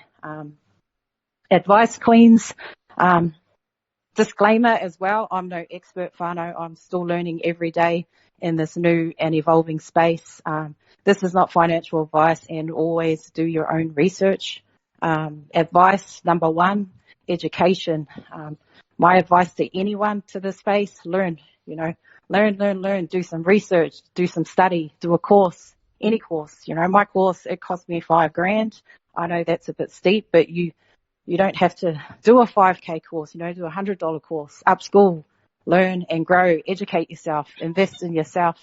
As they say, you are your greatest asset. You could learn all this stuff for free on YouTube. If you don't want to do a course, get online and research. There is loads of opportunities in this space to create wealth for all our whānau. And we don't want to gamble our money away, whānau. So we want to be educated and win, always. Number 2, advice, invest safely. So like as the brothers and the sister was saying, Philly and JJ, learn what a wallet is, a cold wallet versus a hot wallet, online wallet versus offline wallet, same thing. Ledger Nano, you got your Ledger Nano, your Tracer, for your cold wallets. You got hot wallets such as, Exodus, as the sis Philly was saying. I'm big on Exodus, and I own a Ledger Nano for, my cold wallet. You got Trust Wallet, it's another hot wallet, MetaMask. Learn what an exchange is and the difference between leaving your money on an exchange or storing it into a wallet. Exchanges, you've got, Binance, SwiftX, Coinbase, Easy Crypto. So many exchanges out there. All the fees are different, like the sis was saying. Safety is paramount in this space. So there are so many scammers out there, like we've been talking about, and also do not click on any links on social media. And when you're Googling something, you make sure you're clicking on the official websites. That's a big one. Can't stress it enough. There's other ways to minimize your risk too, whānau, like the brother was saying, using your 2FA Google Authenticator, using a VPN, definitely have a different crypto email for everything, like I use ProtonMail, which is a really good email platform. Passwords, just with your passwords, I use a digital vault, whānau, so if you're comfortable with having your passwords online, like the digital vault is, it changes your password and encrypts your password, but that's what I use. Buy a waterproof or fireproof vaults, like physical vaults, if you think you're going to be making a lot of money, which that's the goal, I guess, for me anyway, is to create some wealth. I can go through it if we have time, but those are just the basics, go learn, go educate yourself on these aspects. Number 3, whānau, only invest money that you are willing to lose. So cryptocurrency is a high risk and very volatile market. So only invest money that you won't need in the future, whānau. Number 4, advice, cryptocurrency is a big space and it can be very overwhelming. So embrace it, learn it, learn everything there is to know about it, even just knowing what aspects there are to crypto, like NFTs, decentralized finance, Bitcoin, altcoins, the metaverse, play to earn crypto games, staking, yielding, farming, trading. There's just so much opportunities in this space, and we can all share and create wealth. And Queens, we are still so early, my advice, find out what the space has to offer for you, and then choose what resonates and vibes with you, so you don't have to be in everything, but having an understanding, I think, would be very beneficial, Queens. Thanks for listening to my kōrero. I'm a little bit nervous, so that's me, Queens. Thank you for listening to my kōrero. I appreciate all of you, and I look forward to any questions you may have. I'm sure there are so many other queens out there who can also share their gems, and that's what it's all about, Queens. Let's empower each other so that we can all win together, If there's any other queens out there who can elaborate more on my kōrero, much appreciated. Don't be shy, Queens, and can't wait to listen to all our other queens' kōreros. Kia ora whānau. Thank you, Queen. That was amazing. Bam. Thank you, sis. That was awesome. Yeah, thank you. Wow. Thank you, Jenna. That was amazing. So pretty much she's just saying you guys need to learn, and we're all going to learn together. Like we're actually like really building strong relationships in here. Just in 1 week, I've made so much friends. I've got lunch dates and everything with people in Auckland coming to my classes that I run. So it's just epic, amazing. We're definitely going to the moon. I can't say that enough times.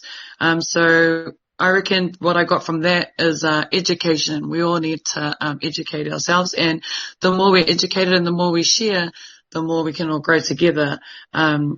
Education is the key to knowledge. Knowledge is the key to power. Power is going to unlock the door to opportunities. Another word she said, there's a lot of opportunities. There was still a lot of words in there that I'm not too sure with. Trading, staking, and all these different digital vaults. It's crazy. So I'm going to definitely go and learn a bit. I've been taking notes myself because I really want to dig deep into this digital world and see what it's all about. And did anyone have any questions for Jenna after a nice big kōrero? Omer, what about you? Yeah. Oh, I do. Go for it, Shana. Ah, cool.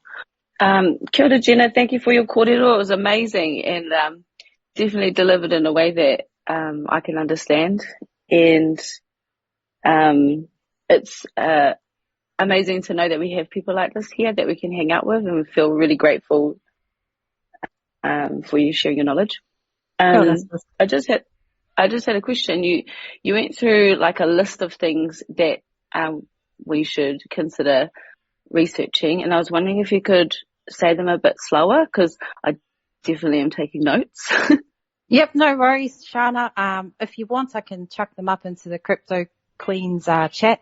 I'll chuck them up there, because it is quite a vast list. Yeah. I'll definitely I'll chuck them up now.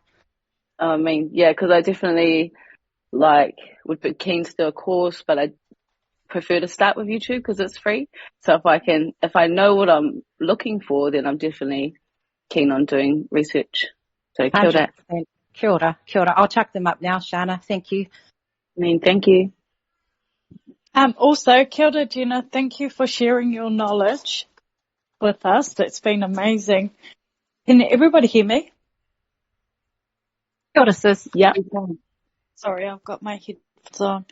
Another thing for the Queen Shana, she wanted to use YouTube to do her research. I found, because I'm new to the NFT space as well, I found that the Coin Bureau was amazing for me. There's, even before you go in and do your email and stuff, he shows you what email to use and just guides you right through. So if you wanted to check out the Coin Bureau, yeah, he's got amazing advice that might help someone that wants to do their research via YouTube. Cool, thank you. You're welcome. I've got some mean as reputable influencers that I can put up on the Queen's page as well. I won't put up any links, Fano. I'll just put up their names if you wanted to go and have a look on YouTube yourself as well. I can do.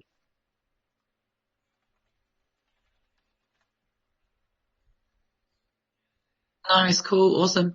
Yeah, so just the links. We'll only click on links if it's in our official links chat. Did anyone want to say anything else? Any questions for Jenna, or before I hand it over to our next speaker? I've got a general question for anyone who's already bought NFTs. I don't know if anyone can hear me. I can hear you, sis. Oh, yeah, I just muted. No, you're all good. You don't have to tell us exactly, because I know it's personal, but how much are people sort of putting aside for to save up to buy an NFT a week? Because I know some people out here are like, it's quite an expensive asset, and you don't want people to, take money from their bills or anything like that. But what's kind of like, I know each of us are different, but what's sort of like a guide or something to put towards even just investing in crypto, maybe per week or something like that? Does that make sense? I hope that makes sense. Absolutely. I think it makes sense. Who wants to touch on that one? Jenna, do you want to touch on that one? How much money you'd put aside to invest either in crypto or even in ETH in that case? Have we touched on how to find out the price of ETH and how to convert it? And that, Jenna, are you able to touch on that one at all? Or I could hand it over to you. Yeah, okay, cool. I can only speak on cryptocurrency, like the coins, NFTs. This is my first NFT project.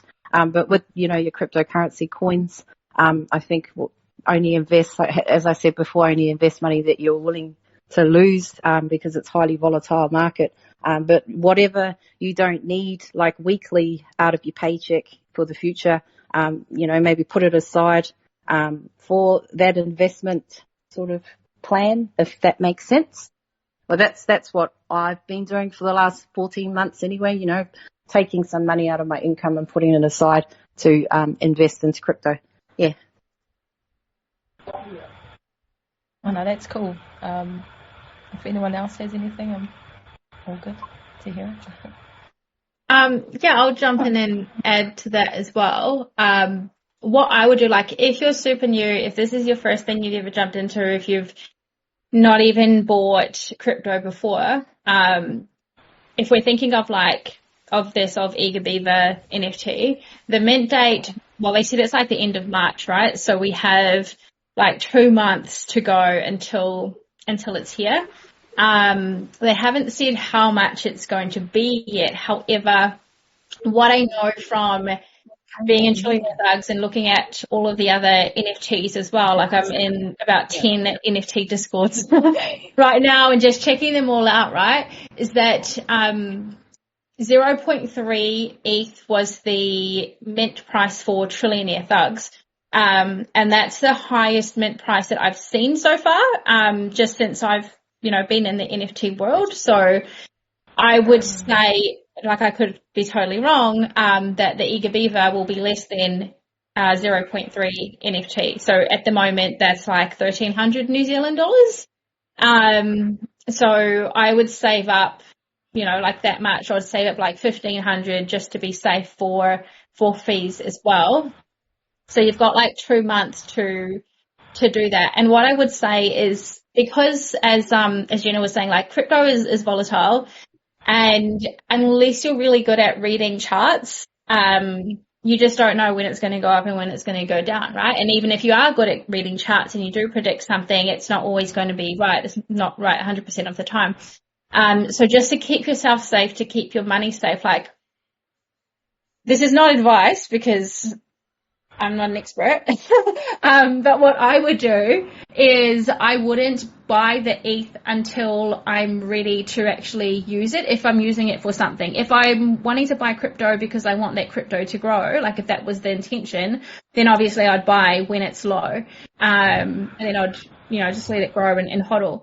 If I need it for a purpose, so for this purpose is to buy an Eager Beaver NFT, then I would wait till like the day before the mint date, or the day before you're going to buy it, and then I would go in and buy the Ethereum then, because like, say you bought it now, from now until the end of March, like, you don't know what's going to happen. It might go down heaps and then you're out of pocket or something, like something might happen.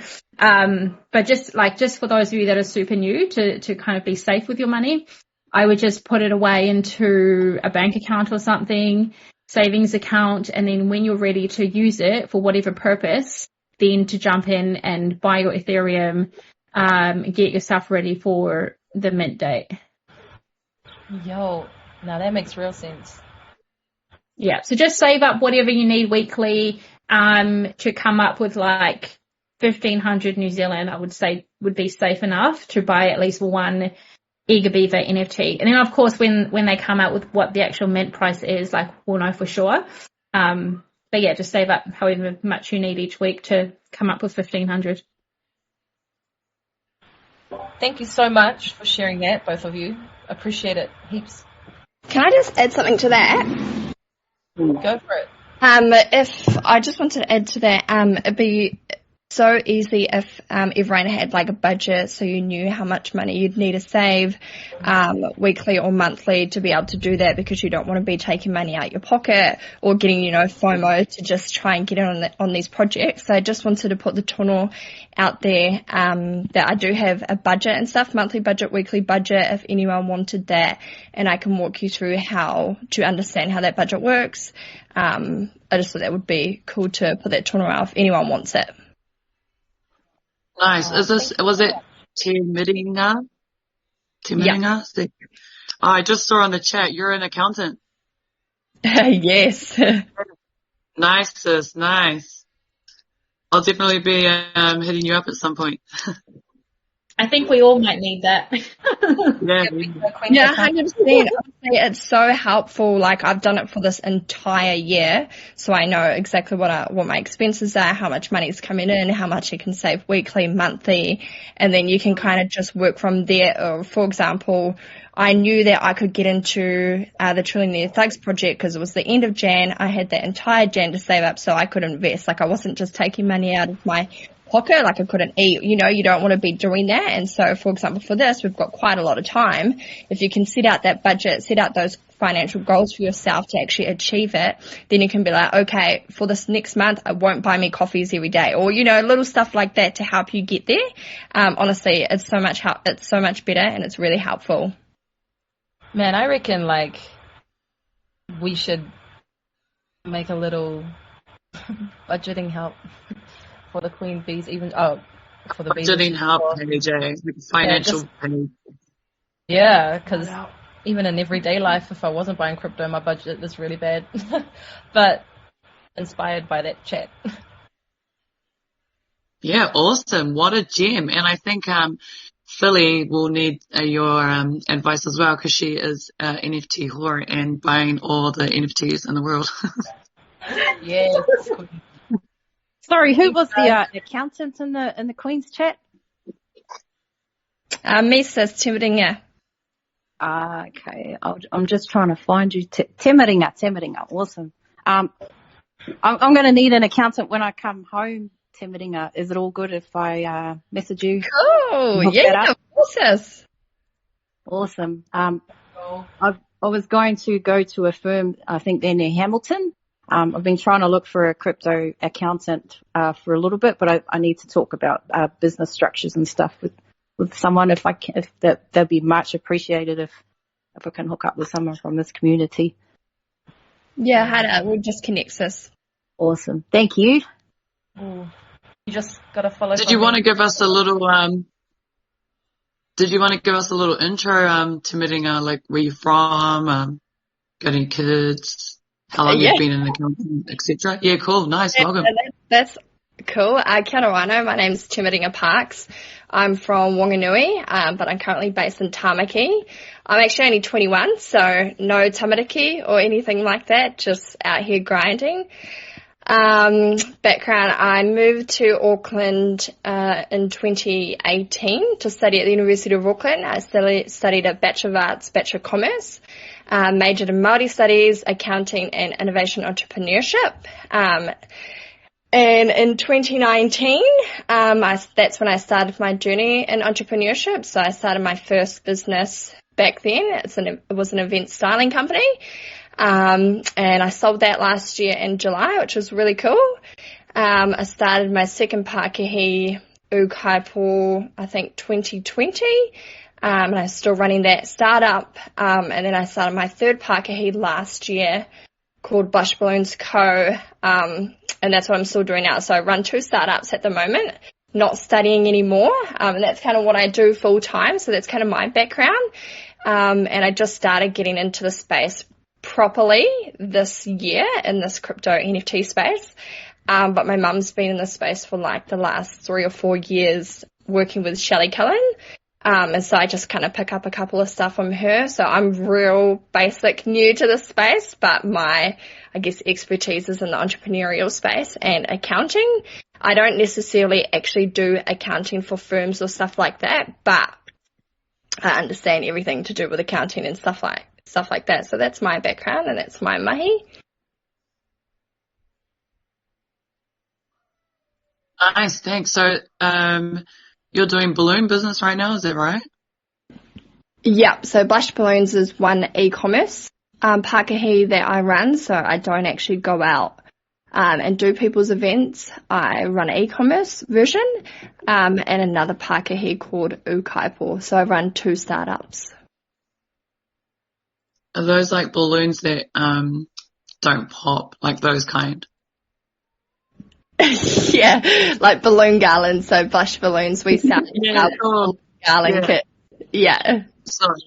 Yeah, I'm not in the know, but I'm trying to just know because we've got someone who's actually she goes out and she decorates and styles. She's probably hating me right now. And I can see her in the chat. So I was just thinking maybe you could hook her up with some balloons because she purchases balloons for her business. Are we talking about Ooh La La? We are, yeah. Yeah, I know the sis, yeah. Yes, it's Oh, nice. Yeah, I'm not sure if she wants to come on here or not and say hello. We'll give it a go. Ooh La La, are you there? Did you want to say hello? No pressure, no pressure. There. Oh, nice. How are you? Can you hear me? Yep. Yeah, yeah, we hi. can. Yolanda. Wait, I'm just running away from the crying children so you can hear me properly. How's everyone's day? Yeah, good. How are you? I'm good. It's cool being in here. It's so cool, eh? It's so cool. I was just thinking of you because how Timid and I was talking about her e-commerce, and then I was thinking of you. Yes. Yeah, and then it's crazy. You guys know each other. This is awesome. Yeah. So I thought, you must have come on. Yeah, you must have come on and like just tell us about your business. And that's cool that you're already like networking and know people in here. So I'll leave it up to you to take the floor.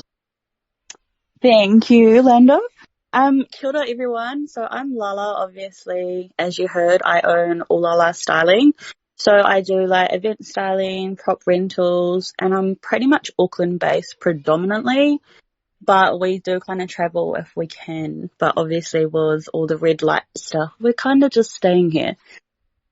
I jumped into NFT probably only like a couple of weeks ago. My first NFTs that I've just purchased were just the T-Thug ones. Absolutely no idea what I'm doing, but I have learnt tons, so I've kind of just gone with it. And obviously being in places like this with everyone here, I've learnt heaps, so I'm kind of just here to like try something new and learn more from all of you. But yeah, that's kind of all. Besides me doing work, I'm just a mama to like 3 children. But yeah, thanks guys. Get us this. I love how you say just a mum, like just a mum is like nothing. Wait, you're a super mum. Wait, like any mum with kids that has a business and still keeps the wheels spinning is like a goddess, like a superwoman. I myself have a child. You too. And I DJ. Yeah, I DJ and I run a fitness business. And then, you still have to take care of the home and you have to cook the dinner, like wash the clothes, drive the car, you're a taxi, a nurse, a counselor, everything.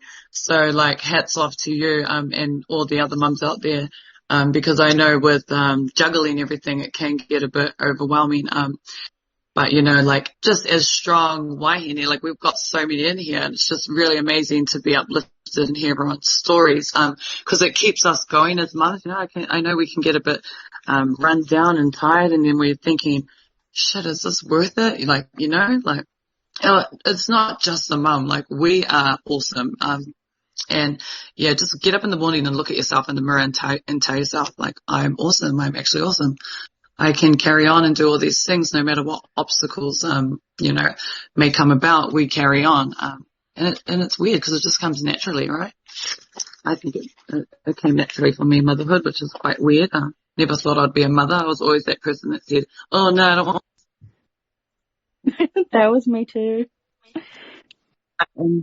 Like everything I do now is for her. Like that's my driving that's my why, that's my everything. And then I thought, shucks, I need to go and do something that I actually love and that I'm passionate about, so that I can enjoy my life and I'm not just working hard for a paycheck to try and provide. So it wasn't, my journey in life didn't really start until I let go of working in the rat race and I actually started doing what I loved, because it just changes the whole energy of working, because you actually want to wake up, I don't wake up like, oh shit, now I have to go and train my class. Damn it. I really don't want anyone to get any gains. Like, I'm like, damn, yes, I'm going to go and change lives. I'm going to help people, find themselves really, because I believe fitness is a big part of, self-love. That's where my journey started.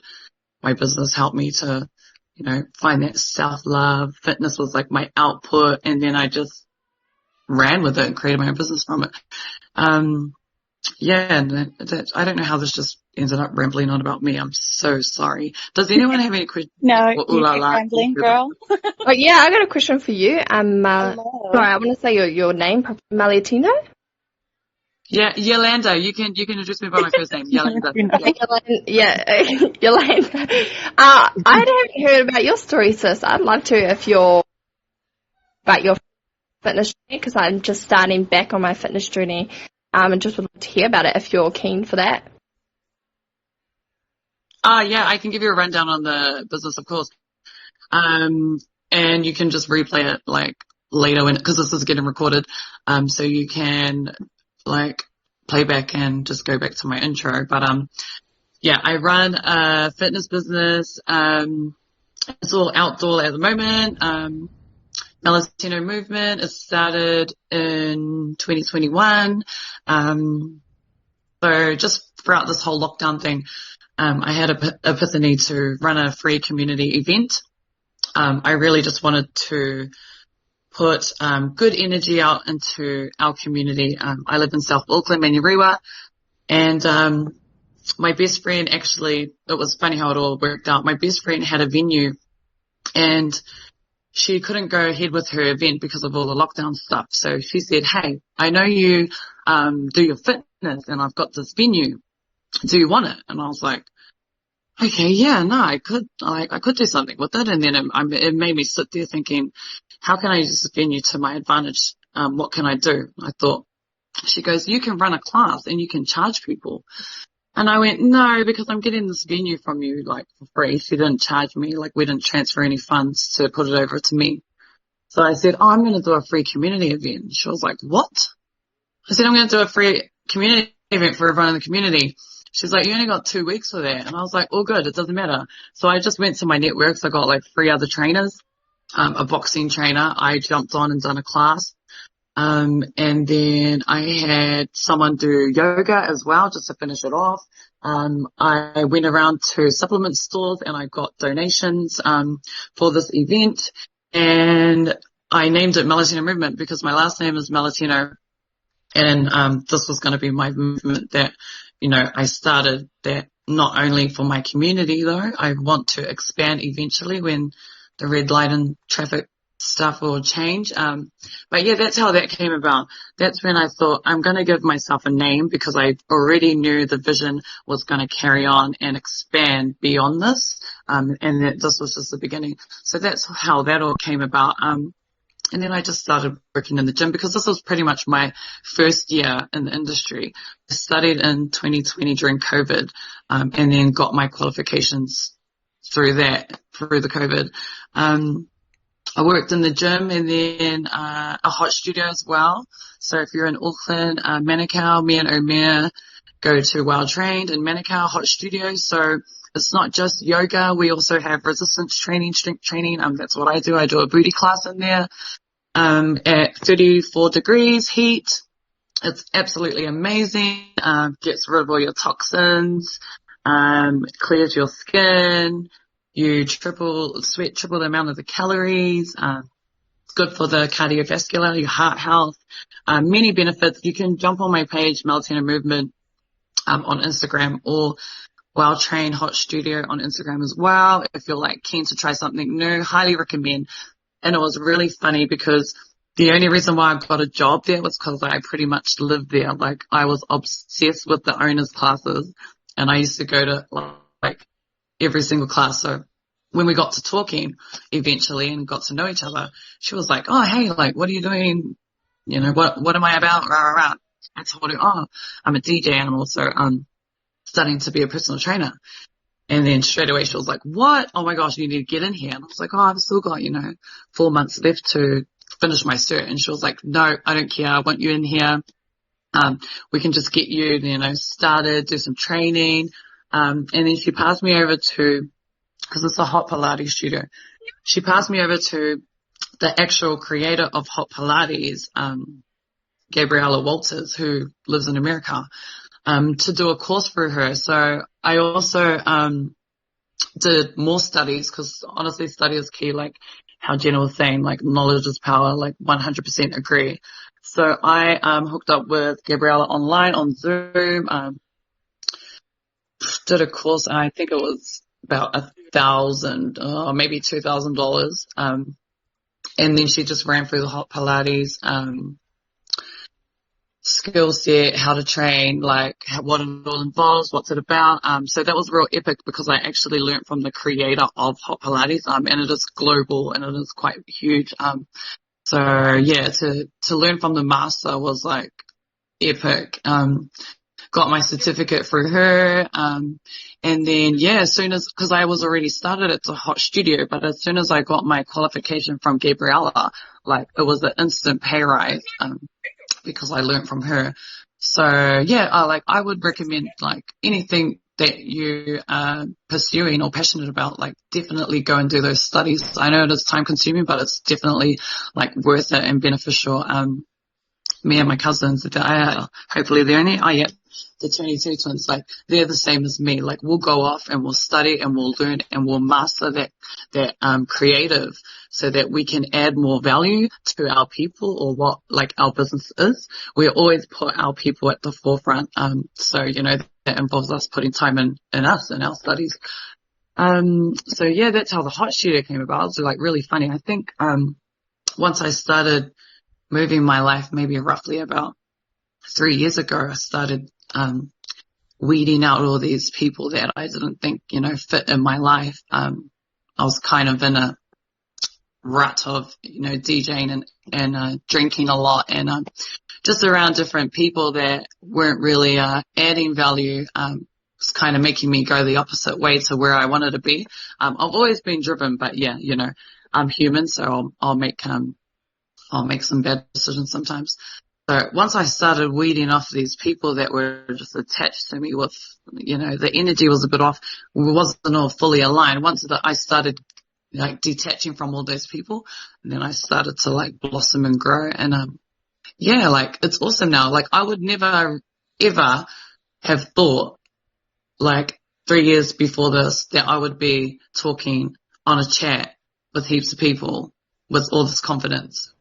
And like, because I was very reserved, once upon a time, when I had, like low self-esteem, not much confidence, didn't believe in myself. And the people that were around me, it wasn't so like it was their fault, but it was kind of like I wasn't growing. I was just like stuck, and I was comfortable, and that was me. And I was like, oh no, I don't want to grow, because then all these, let's just call them trolls, all these trolls are going to come out and they're going to have their opinions, and it's going to hurt my ego. And I wasn't strong enough. But, when I got rid of all these people, all these naysayers and people that, weren't really going down a path of like goals and dreams and all that, once I got rid of them and I started my journey by myself, self-love, like literally by myself. Like I would go and run at the park by myself.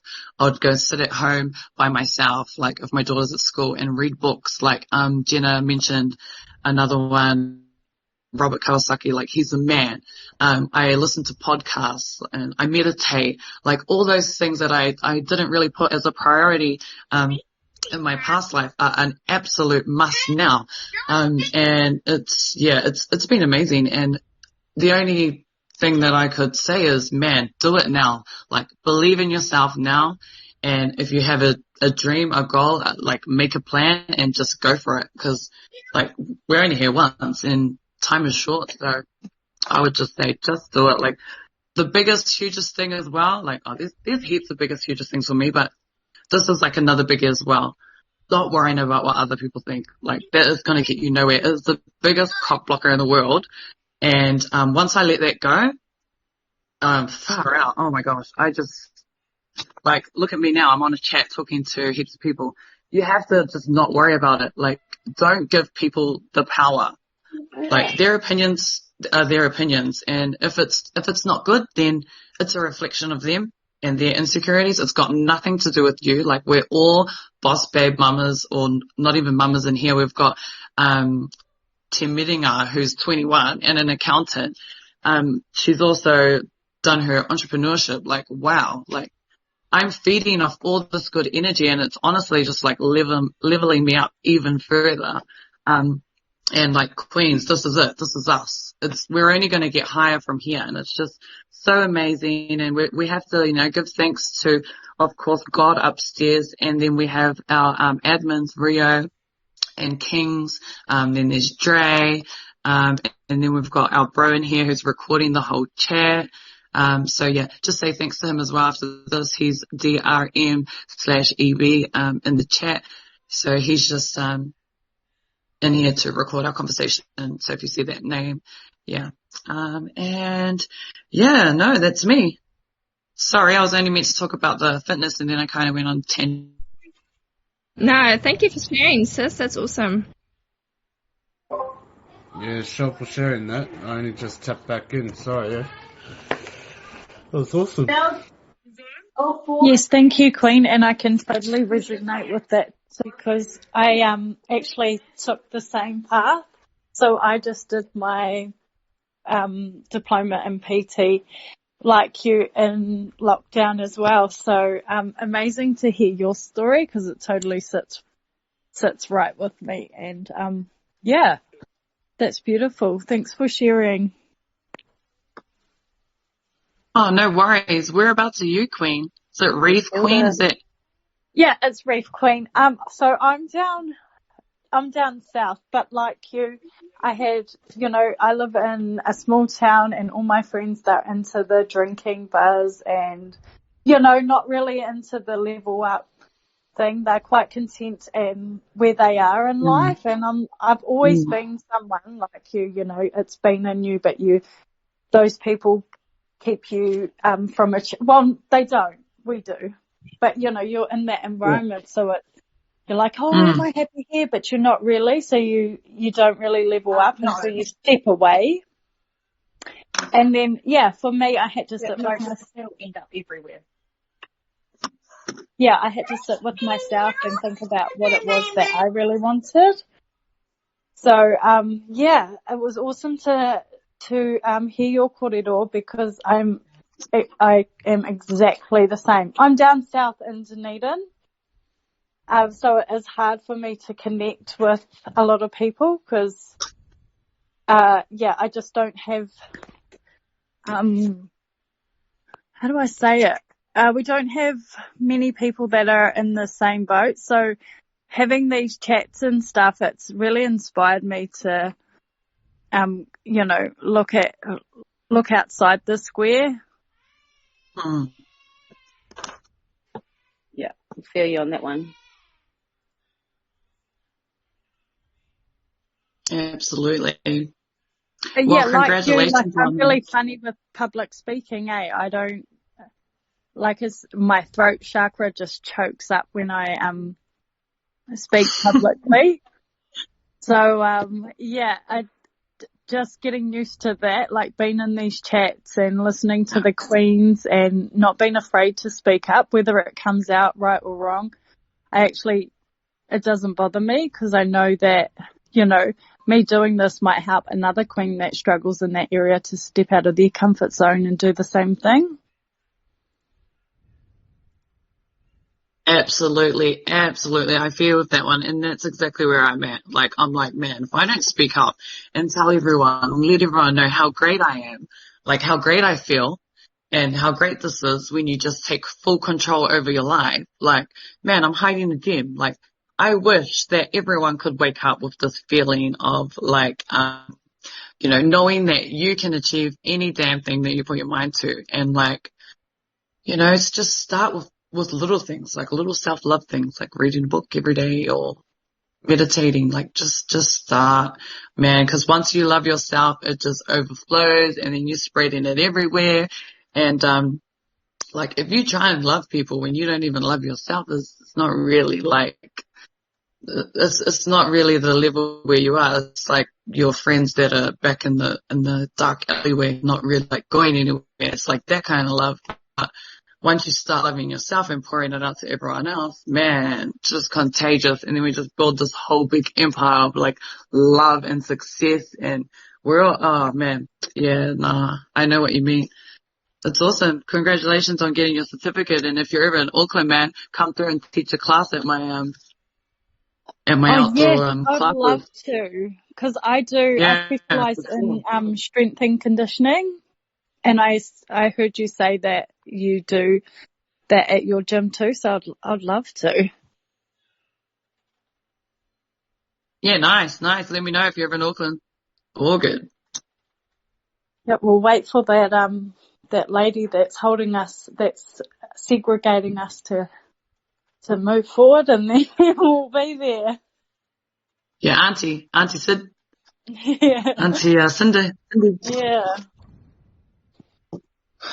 Oh, nice. Thank you for jumping on. I don't know about her, Beaver, but yeah, that's a different combo.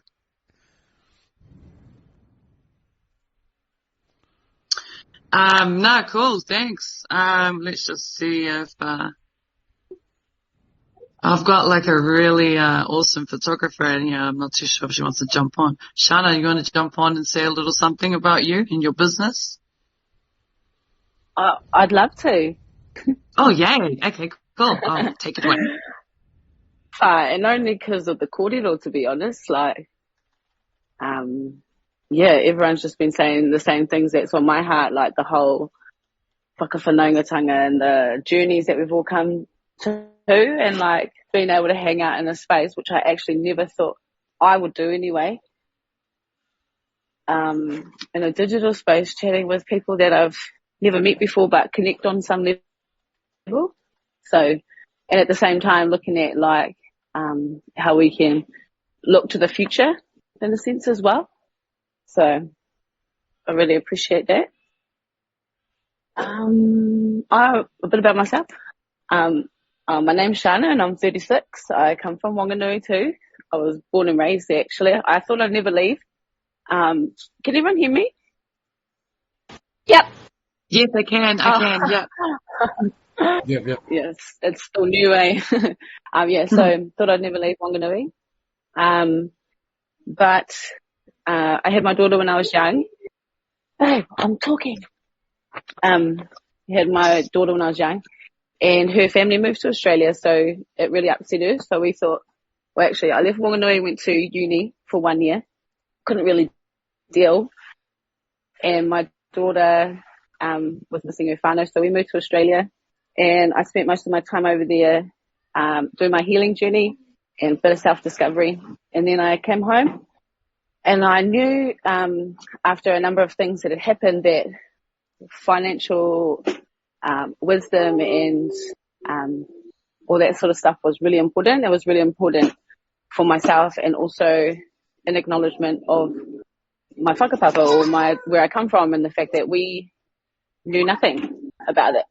And yeah, so anyway, I knew I had to do that.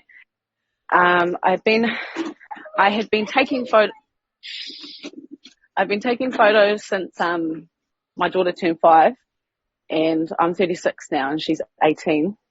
And so she was my model my whole life. Anyway, so I was doing that. I had in my heart knew that I loved photography because of the memories that it provides for whānau. And so that was my sort of passion behind it. And I had a drive that everyone would have a photo of mine. Anyway, so I've done that the whole time, but I've worked the whole time because I've been a single mum most of her life as well. Came home, a few things had happened in Australia, and I thought, shit, I need to get my money situation sorted. Started working at cash converters, was at cash converters, and I actually lost a manager's job over a Pākehā male who clearly couldn't do the job as good as me, and so I ended up having to work weekends, and I got really gutted because I couldn't do my photography. And backtracking a little bit, I started photographing music a number of years ago, and sons were really new, and so throughout my photography journey, fully thought I was like not good enough at all, constantly comparing myself to others, and I could actually not even say I was a photographer. I was just someone who took photos. Anyway, I kept doing gig photography, music photography I only just stopped a couple of years ago, or last year, and going through my journey of like not thinking I was good enough, I actually not long ago looked back at some of the first photos I was doing a Sons of Zion, and I was like, wow, these suck. But in like a really happy way, because I know now that my photography doesn't suck. So anyway, I cracked up because I thought, these guys kept bringing me back to these gigs to take photos of them, and they weren't actually that good. But I find value in that is that they sort of, surely they believed in either my ambition or, cause I kept asking, can I come photograph? Or, they believed in something anyway. So when I seen this pop up, I got really interested. But backing up, I still continue to photograph. I photograph now, and I only do weddings purely. Started at cash converters, and I met my partner, and he's really, really good with money, but he's not as open-minded, he wasn't at the time, as open-minded and like to the possibilities of a different lifestyle.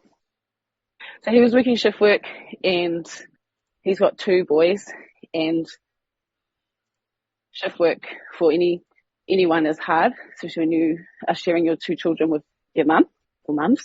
And so I said to him, look, we've got to do something different. And he had a painting trade, but had been out of it for 8 years.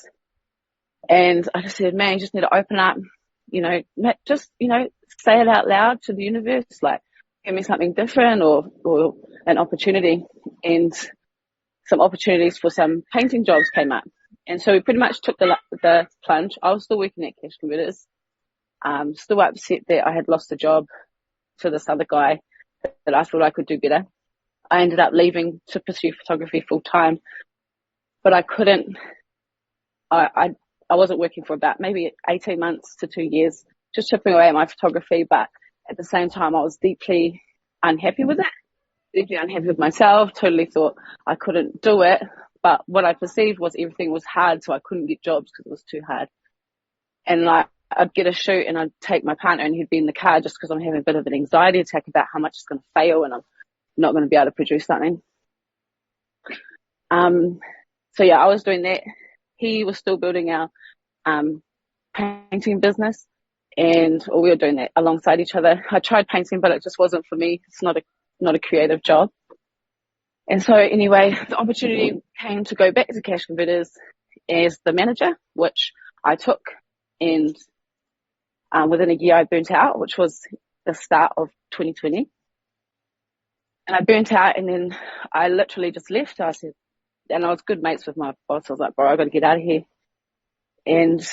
But it gave me what I was looking for in terms of understanding financials and how to assess financials. And to be honest, the people that came to Cashies were my kind of people anyway. So I really loved my customers. Anyway, so I got a lot out of it, but I burnt out, and I was sort of like, what am I going to do with my life? Because I couldn't make photography a full-time gig, not because I thought I wasn't good enough anymore, but because it's more of a heart project. So I find it hard to hustle for money, for like heart projects. Anyway, so I still do it for money, but I just don't go hard on it. But I needed something else, so I went to a coffee shop one day, and it's trippy because I know Te Miringa and Kyla through mahi too, because I'm also a balloon baddie. But at the start of 2020, I was in this little moment. I was like, what am I going to do with my life? Walked into a coffee shop and I seen this lady I'd hired 4 cash converters for one of our promos. I said, oh, what are you up to? She said, I'm moving to Turangi. What are you doing with your business? And I thought, she was like, I'm selling it. And I was like, fuck it, I ain't got nothing else to do. And I had a little bit of savings, so I brought that. And that was called Manawatu Parties. And I'm still doing that now and doing it full time. And sort of like in my first sort of year, I was figuring out, COVID hit at the same time. And I was sort of figuring out who I was. Sorry. Figuring out who I was. And then end of that year, I had the opportunity to buy another business that I had connected with through my mahi. And there was a big hold up for that because we had bought a couple of houses and sold them. And so I didn't have all the money I needed, but I had my house deposit. And so to buy this business, I had to go to my partner and be like, babe, I reckon I can make this work. It's got opportunity and I need all of our house deposit. And he was a bit shocked, obviously, but the bank wouldn't give me anything because I didn't have any assets. And I was like, damn, like, if only I could go back. But anyway, but I managed to get half the money and I risked our house deposit on it. And then to have done that for that and Manawatu Parties full time for the last 2 years. And yeah, I have a partner, I have my 18-year-old daughter and I have 2 stepsons, and one of them I've been his stepmom since he was born pretty much. So, yeah, that's pretty much me. and I live in Palmy now. Wow. That is amazing. Like, your house deposit, I'm still buzzing on that. I'm like, what? Your house deposit? Wow, that's crazy. Like, I love these stories.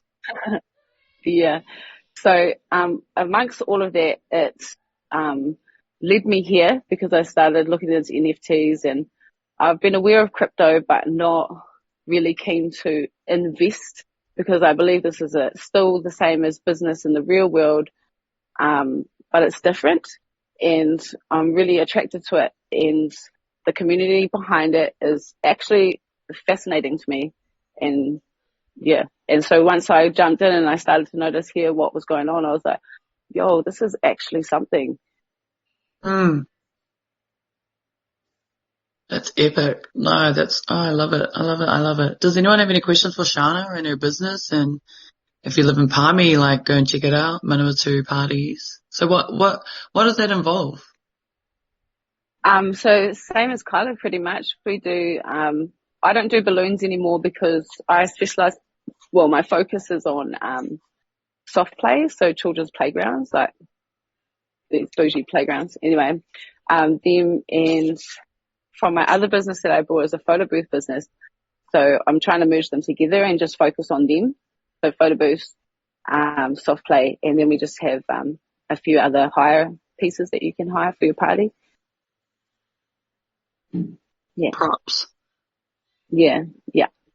Nice. Cool. Oh, well, if anyone lives in Palmy or near Palmy, head up to sis Shana and she can hook it up. Yeah, and then we can go for coffee.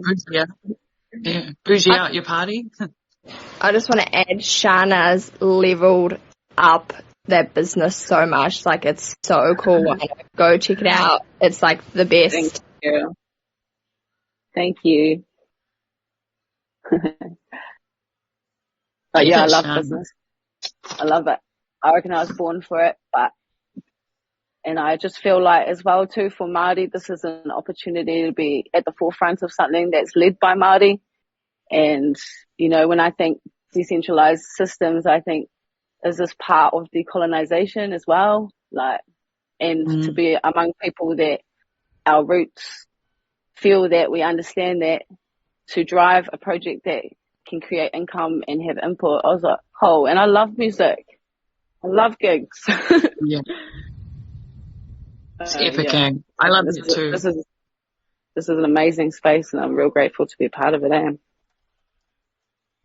And there's also like a Māori chat, so you can learn. Like, I'm half Māori and I'm half Samoan, but I don't know I'm not fluent in any of them. And we have both chats. Like, there's a island one too. So I'm like, man, this is so cool because now I can just like up my whole like identity, and I can go in these chats. Like I already went in and had a chat like, you know, about where I could start learning like te reo and just level up, like not only financially or physically, like in my own identity. Like it's crazy what opportunities are going to be served here. And like, man, I'm just going to say, open up your hands and grab it, like everyone in here, just grab your hands and run with it and let's go to the moon. Like there's no limits. The only limit is the ones that you put on yourself, right?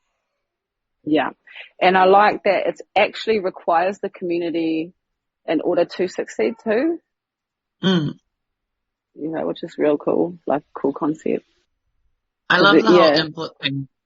The input thing is like massive. Massive. So like how they were able to capture us talking about female beavers, for example. That chat went on for a bit, and then they were able to like extract that, have a talk about it amongst them, and then go, hey, okay, let's put a vote out there, like, you know. And it's like, okay, yeah, you know, I had the roadmap like lure me in, and then we had that, and I'm like, okay, you know, I just kept getting pulled in closer and closer. Yeah, so that was like really cool too, considering it wasn't a part of the plan to put in female beavers, and then now like they're going to put in 500. Like it's epic. Yeah, definitely. And I identify more with that too. So when that came out, I was like, oh, you know, that felt good too. Like that you could identify with your beaver in a sense. Yeah. Yeah, and I think I hope this is right. I heard that like you mint your NFT and like you don't know what you're going to get. That's how they have why they have the whole reveal. But you can choose to mint a male or a female. So like, I think that's pretty cool. Yeah. Because I'm definitely going to mint like a female for sure. It makes me feel a little bit like OCD or like I've got control issues though, because I'm like, but I want to choose what they look like. I know. It's hard because I want to know what thing. Yeah, I saw some chats in here earlier, and it was like saying that, like, oh, I want to choose, like, I don't want it to be a surprise, like how, you get pregnant and then you have a baby, and like, you know, you've got some people that actually just want to like keep that surprise, and then you've got mums like me who want to know, like, you know, so it's like, it's excitement like all around, Yeah, you're like, I'm going to hang that shit on my wall if I can. I definitely would not, you know. But no, it's pretty cool. I don't mind waiting. Like I don't mind the surprise, but yeah, I get you. Yeah, but it's got to be there where, you know, I can deal. But like, all right, I'm going to get surprised. I'm like, are you sure? Are you double sure? I just hope it's not like delayed and the reveal's like ages. I think they're leaning towards like 90% revealing it like straight away, not like a huge long wait. I think the TC Thugs one is like still not revealed yet, right? Damn. Do you have like, a TC Thugs one? Nah, I looked at it really differently before I came on here, to be honest. And if anyone cares, I can share it. But anyway,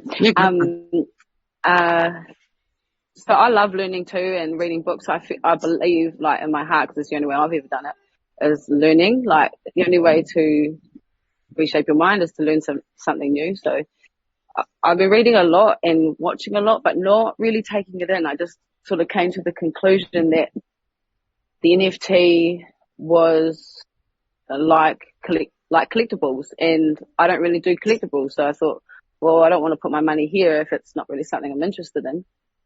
And so I thought we were just buying art that could be verified as unique, because underlying what's driving this is the same thing, like hype, being part of something, having something that's unique. Like we love that sort of shit. Sort of stuff. And I was like, nah, I'm not buying into that, because it's just another form of marketing. And then I seen the bros doing it, and I was like, okay, like I know that you're genuine people, like people that I would align with in terms of values. So, you know, why are you getting amongst this? And so I always check everything out, like check Arbonne out, cash effects, all that sort of stuff, and decide for myself whether it's for me or not. So when I jumped in on this one, I was like, okay, so you're not asking me to go and get a team. I don't have to go and make people sign up and get a reward from it. Okay, cool. I like that. And and I understand utility. So I was like, and there's utility in this piece of data. Okay. And then I started digging a little bit deeper. Okay. So I'm actually investing in this company or in these people who are creating, or who are pivoting onto a new platform that's never existed, but like COVID, like we've never had another currency system. Well, we have, but not in my lifetime. And so there's something new. People are buying into it. I can be part of it. I can earn some money from it. I can give to the community through it. Okay. I might buy one for the kids so that it can just sit there and we stay invested in this company for quite some time. And so it just shifted. And then you added on this community layer, and the community isn't necessary. It's just happening. And I was like, okay, I like this stuff. Yeah, this is different. And then so I thought maybe I have a different perspective about it now. It's flowing very organically, like, and it's just going to get bigger because everyone in here is so real and genuine and all on the same path. Yeah. And there's the technology for it. We've got the basic technology for the system. Like, the technology is not going away. It's just figuring out how humans can live on it.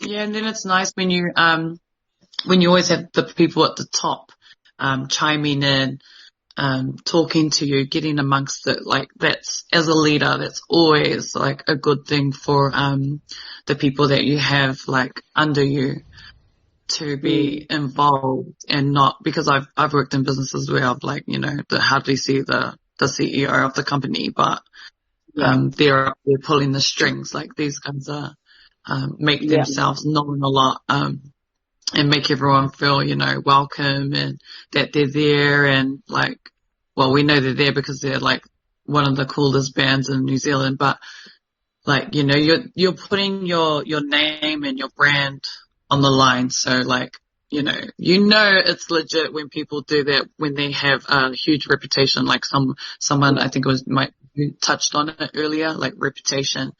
And then they're just bringing in all these heavy hitters now, like Stan. Oh my gosh, I love listening to him and his journey and where he's come from. Like, when I saw that name, I was like, oh man, yes.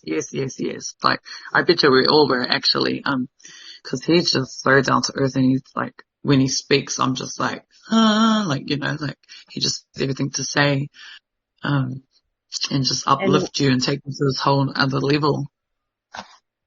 And the whole corridor around, you know, not having the tight connections or the ability to have conversations like this space, but to have them with people like that have proven through their mahi, or you know that you're aligned with them, you get to sit with them and connect as well. Like, it's pretty cool. That otherwise you wouldn't have been able to. Absolutely. And they've proven through their mahi that, you know, if you can build a band in 15 years or over 15 years, or stay in the music industry for 15 years, shows you can stick at pretty much anything. Even Kings himself, like, I heard his story. I honestly didn't really know much about him before this, but when he's like shared his story on one of the chats, I was just like, wow, holy heck. Like, now I know you. Like, now I know who you are. Like, hello. Like, with his daughter and the dad, and like, the story just touched me, and I was like, man, like, feels, because my mom raised us 3 kids, like me and my sister and brother, alone. So I just resonated with it, and I think that's going to be the cool thing about this. Like, the more people have the courage to speak up, we're all going to resonate with each other, and it's just going to be like this whole nother level. Like, you know, we're all going to be comfortable, which is going to make us all connect. And thrive. Like, this is going to thrive so bad. Yeah. Like it's going to be so great. Yeah. Nice, Shana. Yeah, I love Did you it. add anything else? Nah, I think I've spoken heaps. No, yeah, Thank cool. you We love though it. for We your love it. time. It's cool. Don't think Yeah. that you're annoying. I'm gonna be in here. I'm gonna be in here for a while. I realise. So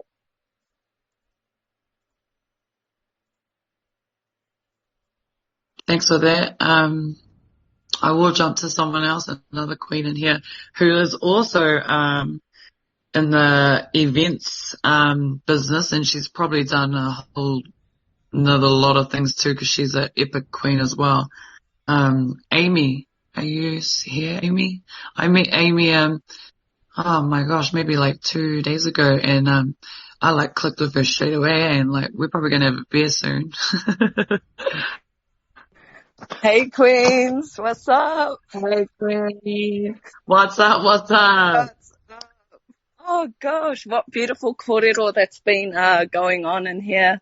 Shout out to all the queens that have spoken before me. Yeah, really informative, really just absolute gems, eh? Oh gosh.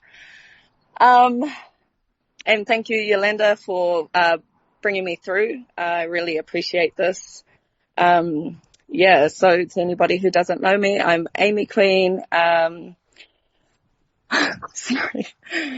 I am a mother of two. I am of Māori and Lebanese descent. I hail from Whakatane in the far north.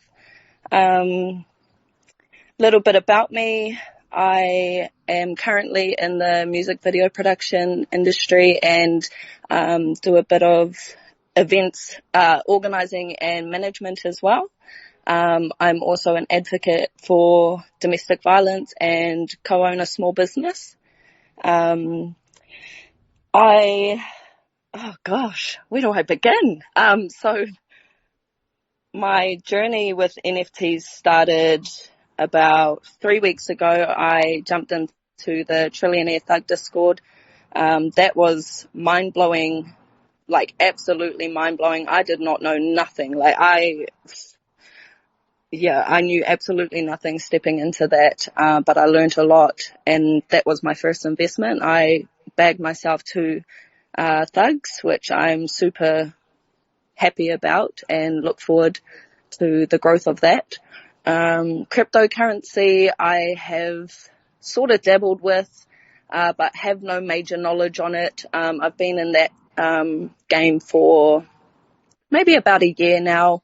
But all I did there was I just invested, created a wallet with Exodus, invested there and let it sit, watched it grow, watched it drop, watched it grow again. I know anyone who has been in that game for however long will know all about that, and it can be quite intimidating, maybe. I'm not sure if that's the word. And yeah, jumping into this Eager Beaver Discord, obviously me being in the music industry as a producer for videos, it's very aligning with my mahi, and like I've been in here since the get-go, and I have already seen like major opportunities come up for people who are interested or people who are already musicians and wanting to, level up or get advice, which is absolutely beautiful. I've connected with quite a few of the queens here already in the flesh, which is absolutely beautiful, and look forward to connecting with everyone else here as well. I can't wait to meet you guys and hopefully help you guys along any journeys that you might want to jump onto.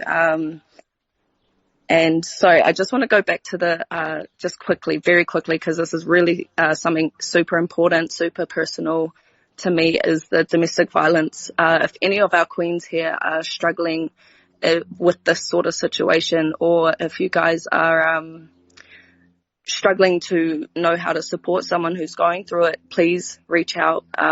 My advice isn't expert, but it is experience. I went through it for 9 years, and that is a whole different story. I'm not about to jump into it, but I really just want to stress that to you, queens. If you are in this situation trying to get out, or you're out of it and trying to heal, figure yourself out, or someone who's going through it but unsure how to support that person, please reach out to me on Instagram. My IG is Amy, AIMEEFJ Sinclair. That's a really important thing to me, and my doors are always open to anyone who needs any advice there. But yeah, if you guys have any questions, just hit me. I'm not sure. I know I've gone mind blank, so yeah. Kia ora. Oh my gosh, kia ora. I love that. I love that. Oi, goosebumps. Like, seriously. Wow, that's so good. I was actually waiting for you to finish because I was gonna go back to that. I wrote it down. I was like, damn, I like that. I want to hear about that. And yeah, man, we'll catch up for a chat too. Cause yeah, I got some stories I could tell, and I think you could help me with some gems there. And just to share is healing. So yeah, I'd like to hear more about your journey and not being nosy, but just to Absolutely. help each other. Yeah, absolutely. I mean, anyone who's keen to hear about it, just let me know and we can tee up another Queen's chat for that.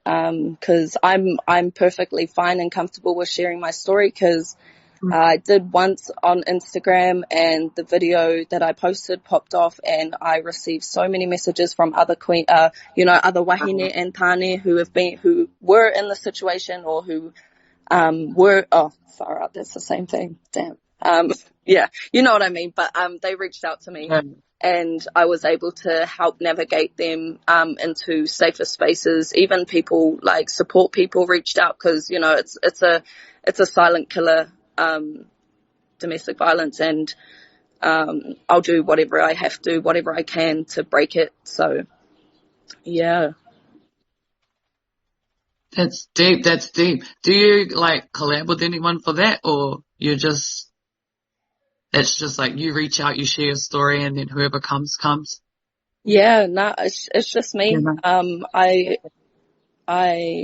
If people see the video on my Instagram, and then, they might message me about it or something, or I could be sitting in a room full of people and somebody might talk about, domestic violence and a situation that they know of or are in, and I'll just sort of, dip my toes in there and just be like, hey, blah, blah, blah. But yeah. Deep. No, I like it. I love it. We're growing in all aspects of our lives. It's amazing. Yeah, absolutely. And even heading into the metaverse and stuff like that, there's opportunity for advocates of any sort of mental health, or anything. There's opportunity in that metaverse for all of us. I could go in there and offer non-expert but experienced advice to people, with using my NFTs and stuff. So everything that we do now in the physical can all be transitioned into that metaverse. And as we all know now, from experience being here in these discords, the networking and the access to all walks of life is so much easier than it is in unfortunately for most of us, it's almost inaccessible for us in the real world, in the physical world. So I think having services like this come through this Discord, and then obviously transitioning into the metaverse, will be real beneficial for people all over the world, because it's a worldwide platform, that one. As this is, and other Discords and stuff like that. But it's crazy to say, but it seems like a much safer space, because it's so perfectly monitored.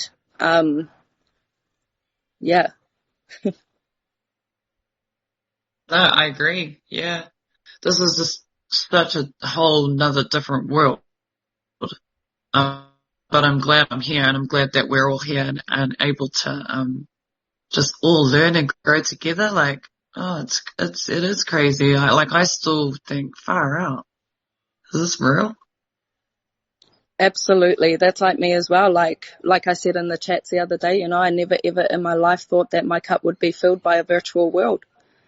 But being in this Discord, it definitely gets filled every day. I could be going through anything on my own, and all I need to do is jump in, say kia ora, and boom, Yeah.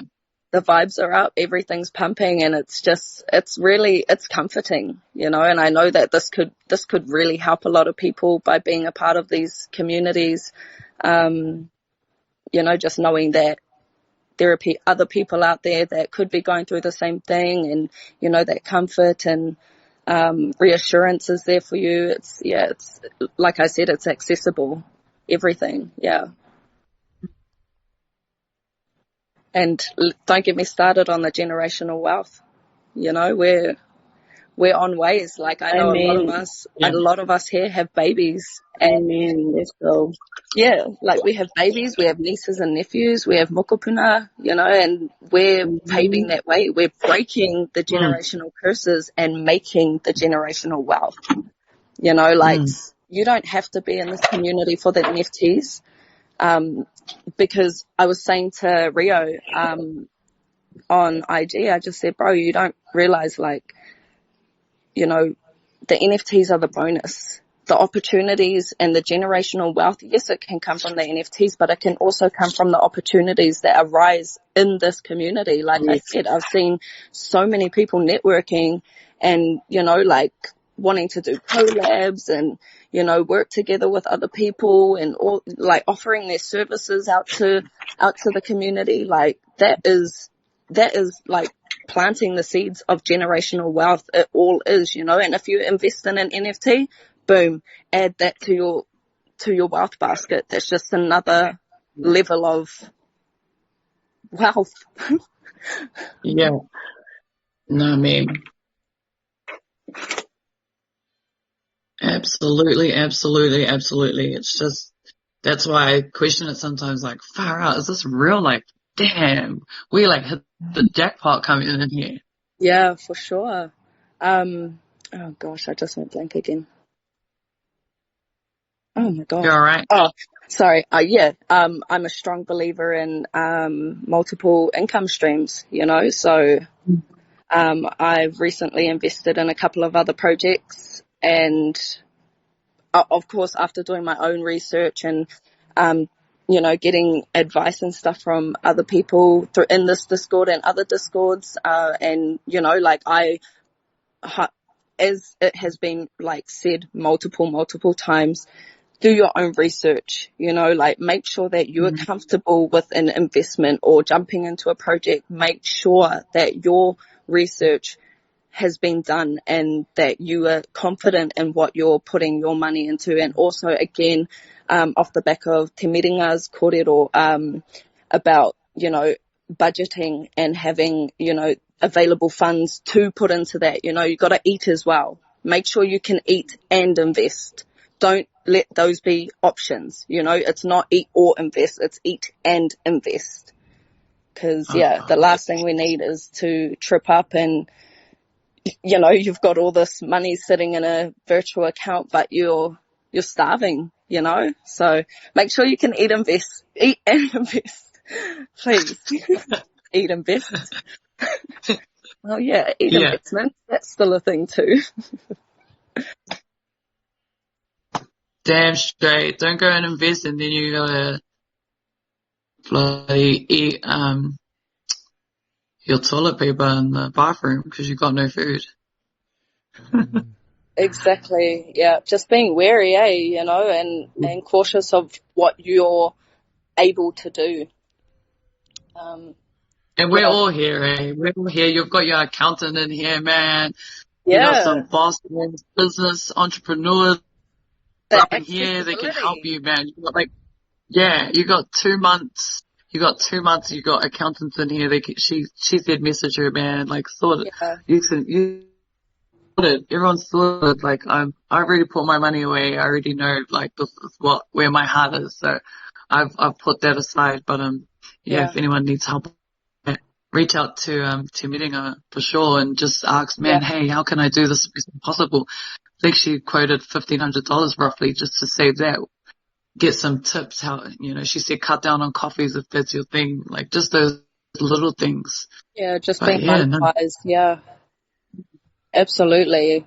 And it's beautiful, like that we have these opportunities to reach out to people who have these skills to help and are willing and wanting to help. It's beautiful. Does anyone have any questions for Amy? Where can we find your music video production business? Is that a business or like that we can go and like and follow?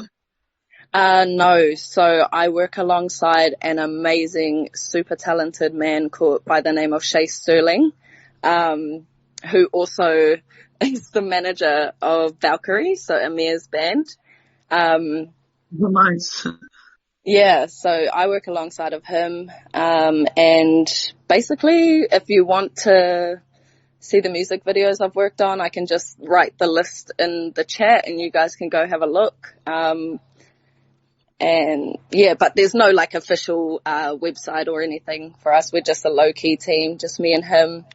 But yeah, it's amazing. As for my events, which just very quickly, I'll just run over this. So myself and my business partner, we ran an event this time last year, and it's funny because these discords resonate with the kaupapa of our event. So our event was to, reset the table for, Māori Pacifica people, our people, reset our table, and bring our people to the forefront where we rightfully should be. And we had a runway, we had live performances, which Valkyrie performed at.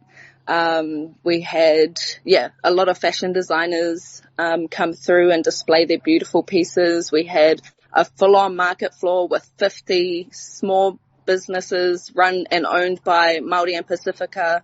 We also had a tatau. Yeah, we also had a tatau exhibition running as well, which was like I've never seen that in the flesh, and to have that in my own event was just, I was very emotional because I'm a super cultured person. And what else did we have? Yeah, we had live performances, runway, and guest speakers. We had Butterbean and we had Mike King, which was awesome because they're both a part of beautiful, beautiful movements. But yeah, so that aligns a lot with this kaupapa here, this movement that Rio and the team have provided for us. It's to bring our people to the forefront, to offer opportunity for small business owners, anybody of the likes, like anyone who's trying to help themselves. Like this is exactly that. It's that space for that. So yeah, it's really beautiful. Did you produce a video for Yada Ya? Did you do that? No, music video? No. Oh. But there are clips, there are clips in there that I was I was there, but not there for producing. But yes, that is such a good music video. If you guys haven't seen it, please go and look it up. Yada Ya from Valkyrie. I'll type that in as well. It's a must. Actually, just go and listen to the whole album, to be honest. Like everything they have is great. Go on Spotify and buy Yada Ya right now. Honestly, Spotify stream it. If you need some bad bitch vibes, like if you're feeling down and you feel like you're being fucked over somewhere, hit up Yada Ya, man. They got you. They got you. That song is like, that's the fuel for me. It's such a good track. No, nice. Thanks, Amy. That was beautiful. No worries. Thank you all for listening. If you have any questions about anything that I've spoken about, feel free to message me or chat with me, whatever. Also, hodl gang for life. Hodl. I can't stress it enough. Don't be a paper hand. Be a diamond hand. Hold that shit. Okay? Think about that generational wealth, because that's exactly what hodling is and does. Creates it, is it. I can't preach it enough. Yep, and you're going to want to hold because there's some epic things happening in future with this Discord. They've got huge plans and trust me, you'll want to be a part of it. I'm definitely going to be holding for the rest of my life, so that'll tell you something. Cool, thanks Amy. Just before, because I know my twin cousins are in here and they're super busy mamas. They're always on the go and I'm surprised that they're still in here. Thank you very much. Kaz, do you guys want to jump on? Is it Lanes or Jens or both? Hey, you guys still there? 22 twins? Hey, Kaz. Hi, how are you? Hi, I'm good. Everyone can hear me all right? We can, yes. Okay, cool. Earlier on, I couldn't actually enter I couldn't speak. I tried to unmute and, the voice just kept coming up with a voice message. So I just had to wait for that to get sorted. But, cause when I entered, I heard you say, 20 seconds and I couldn't acknowledge you back. So yeah, I just wanted to let you know, but also there was a few other queens, who sort of had problems with unmuting and being able to talk.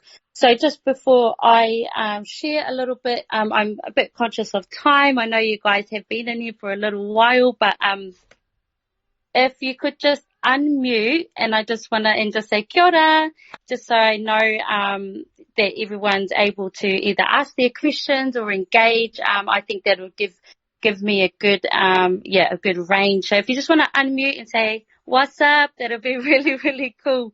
So go for it. Kia ora. Hi. Kia ora. Kia ora.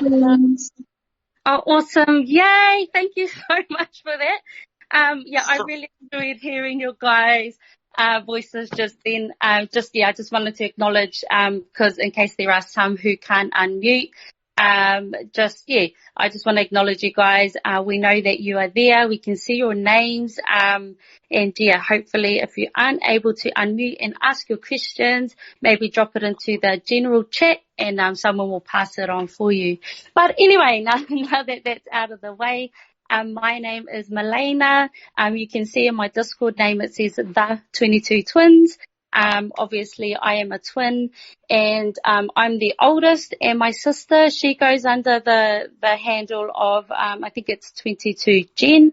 And I'm just going to invite her if she could just quickly introduce herself, tell you guys a little bit about her background, what she does, and then I'll jump back and then, have another kōrero with you. So Jen, if you want to unmute, I'm going to mute up. Hey Queens, can everybody hear me well? We can. Hi. Yeah. Thank you. Hey Queens, just firstly, thank you for the opportunity to be here. Thank you for our queens who have shared, before us. And now that we actually are unmuted, we're excited to drop in and, just, get the ball rolling with, sort of where we're at and what we do. So I am Jen. I am the younger sister of the 22 twins. I am a mama of 3 beautiful babies. I am a dancer and I currently run heels classes for women to empower them through movement towards building self-confidence. And I'm very passionate about that. We also run events as well, surrounded with supporting our Māori Pākehī in business and young entrepreneurs. And I am a beauty therapist and a body therapist. So I do a bit of massage and spa therapies. I'm very new to crypto and NFT, so I won't share too much. I'll leave that for the professionals. But yeah, that's just a little bit on me. Kia ora. Okay, cool. Yeah, so that's the other twinny, just so we don't confuse you guys, because we're pretty good at that, to be honest. But we also created a space, like my sister was saying. We created a space called Boss Up Nation. So we run Boss Up Nation events and classes.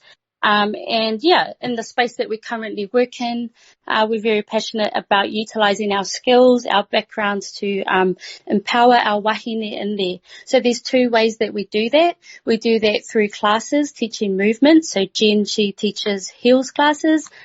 And then the other way that we do that is through business networking events. But yeah, that's just a little bit about us. I have one son. His name is Te Ara Tawhiti. It took me 10 years to become a mummy.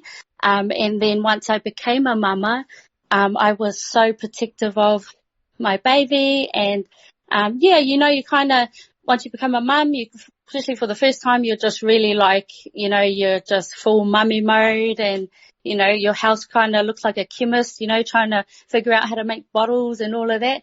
But yeah, so, for the last 4 years, I've been a mama, but slowly come back into our creative mahi and, our working with wahine.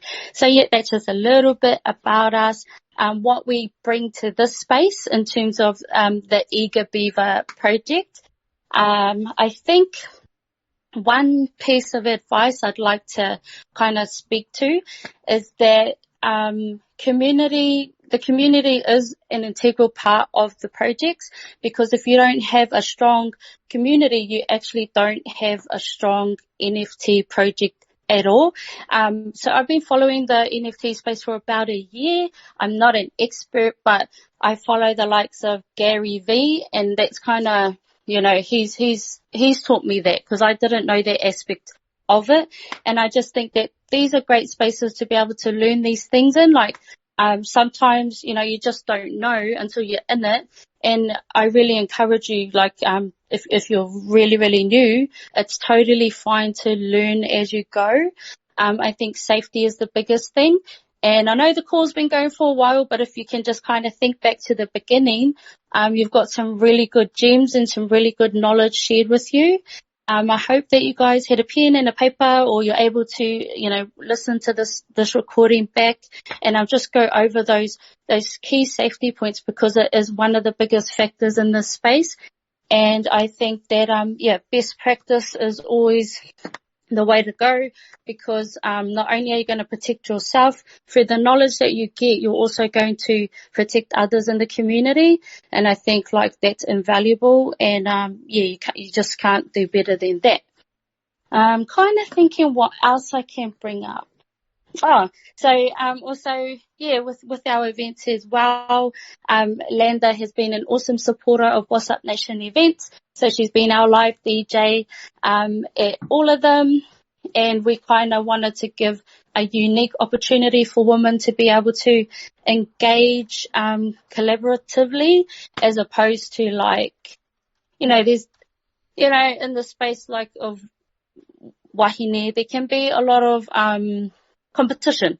And so what we wanted to do was just really highlight through our events and classes, like, we invite Pakehi along, and they are able to showcase. So they set up their stores on the day.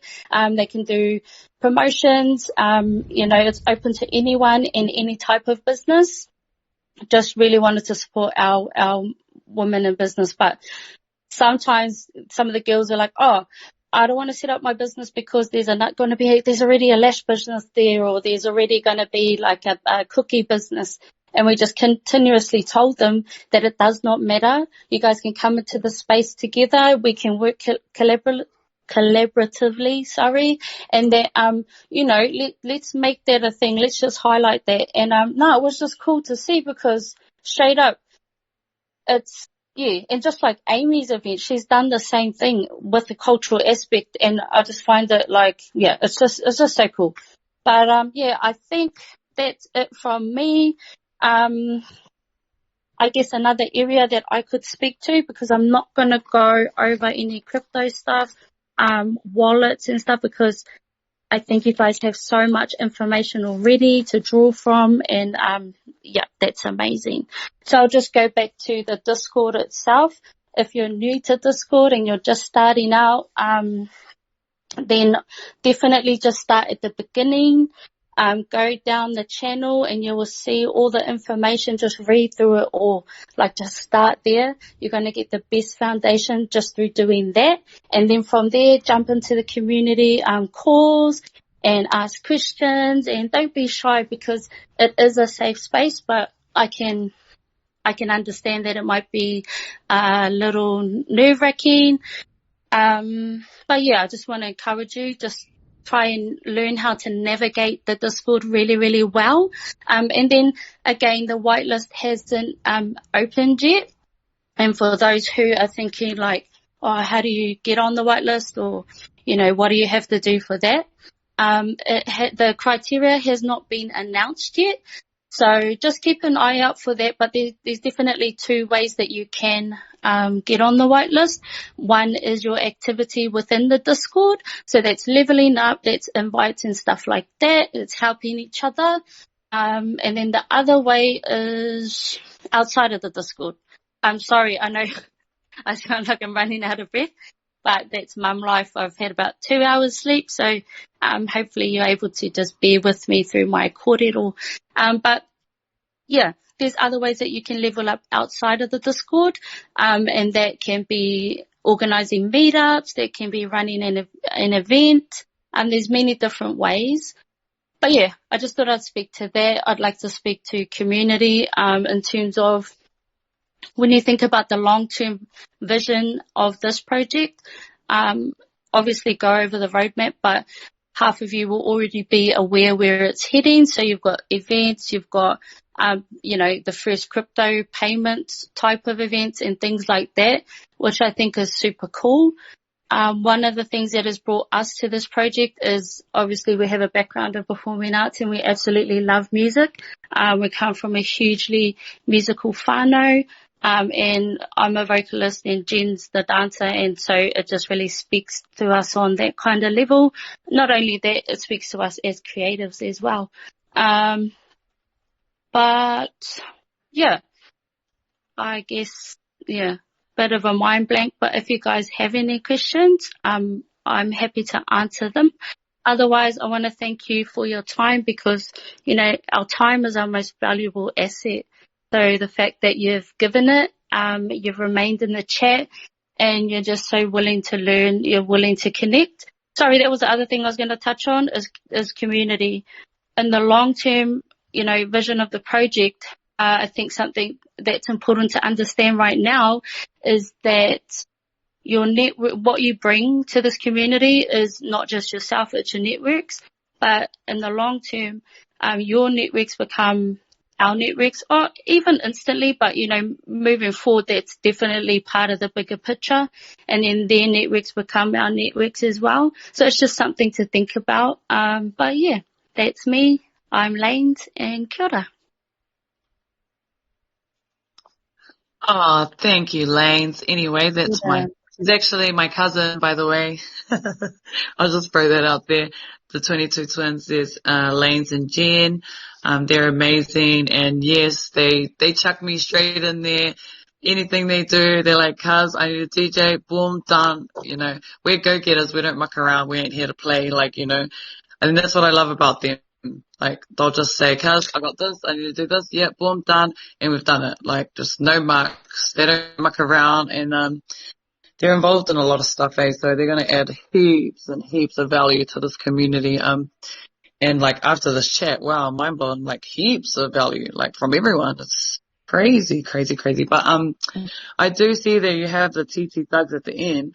I'm just wondering, did you get any NFTs, and how was that experience for you? Yeah, so you will all see that we have TT thugs at the end.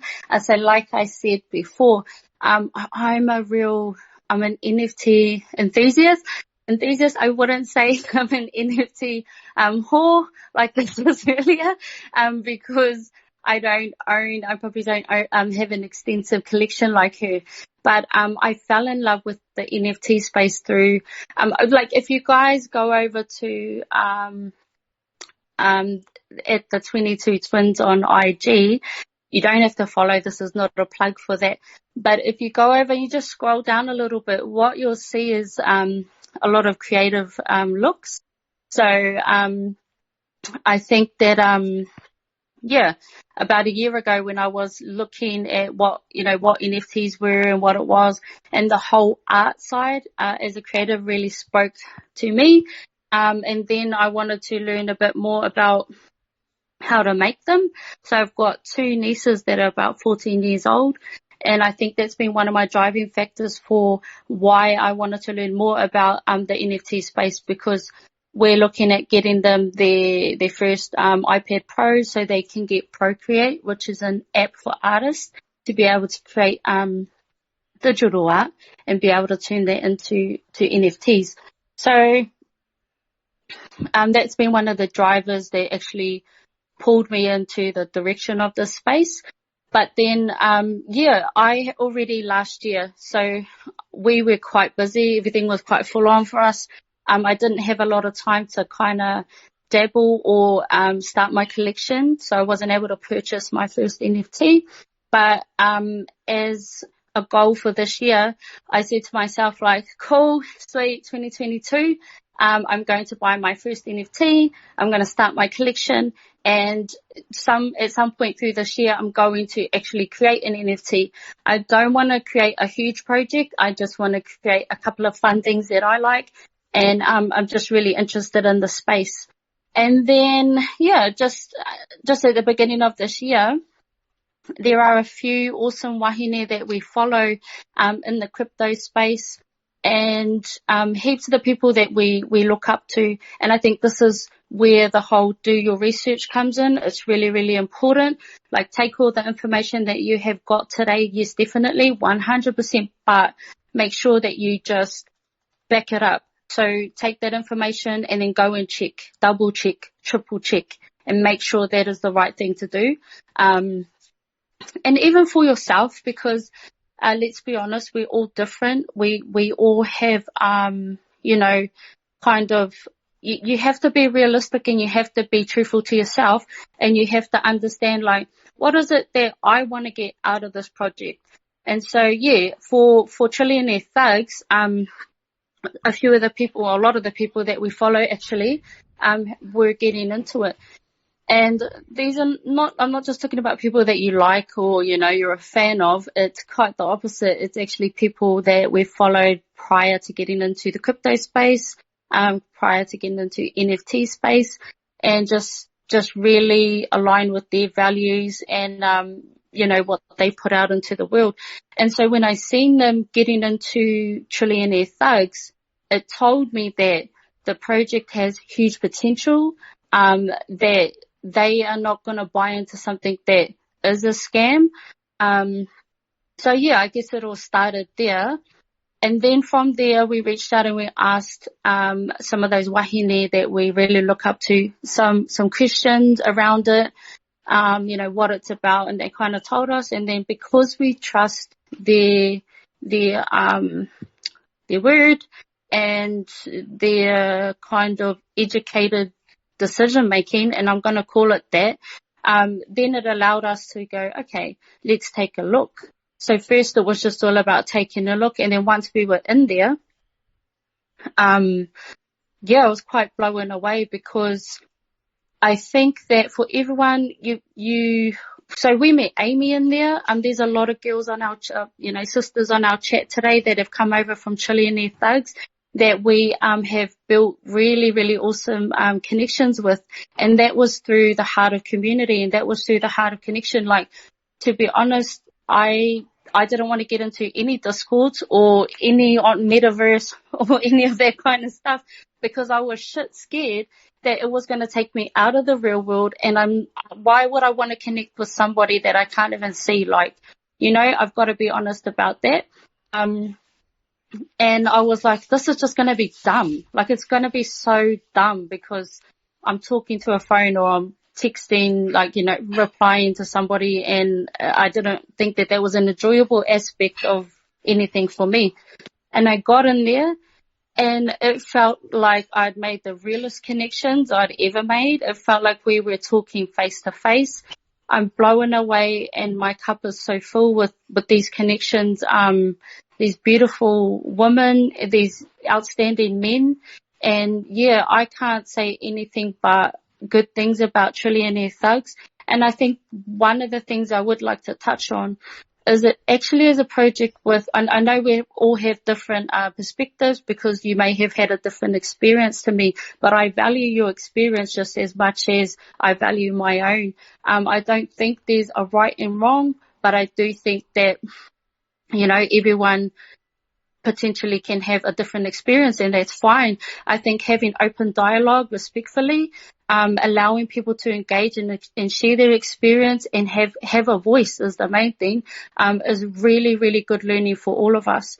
But one of the things that has kept me in Trillionaire Thugs is every time somebody tries to bring up another project, they constantly shut it down straight away, and they say that we cannot talk like that about other projects. We cannot be like that towards other projects. And there's no way that we're dragging another project into this one because we're not about it. So that told me that it had a lot of integrity.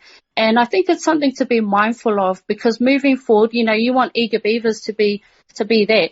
You want everyone in here's focus to be solely on, like, you know, it doesn't matter if they're involved in, like, I'm involved in another project as well. So that's going to be 3 projects.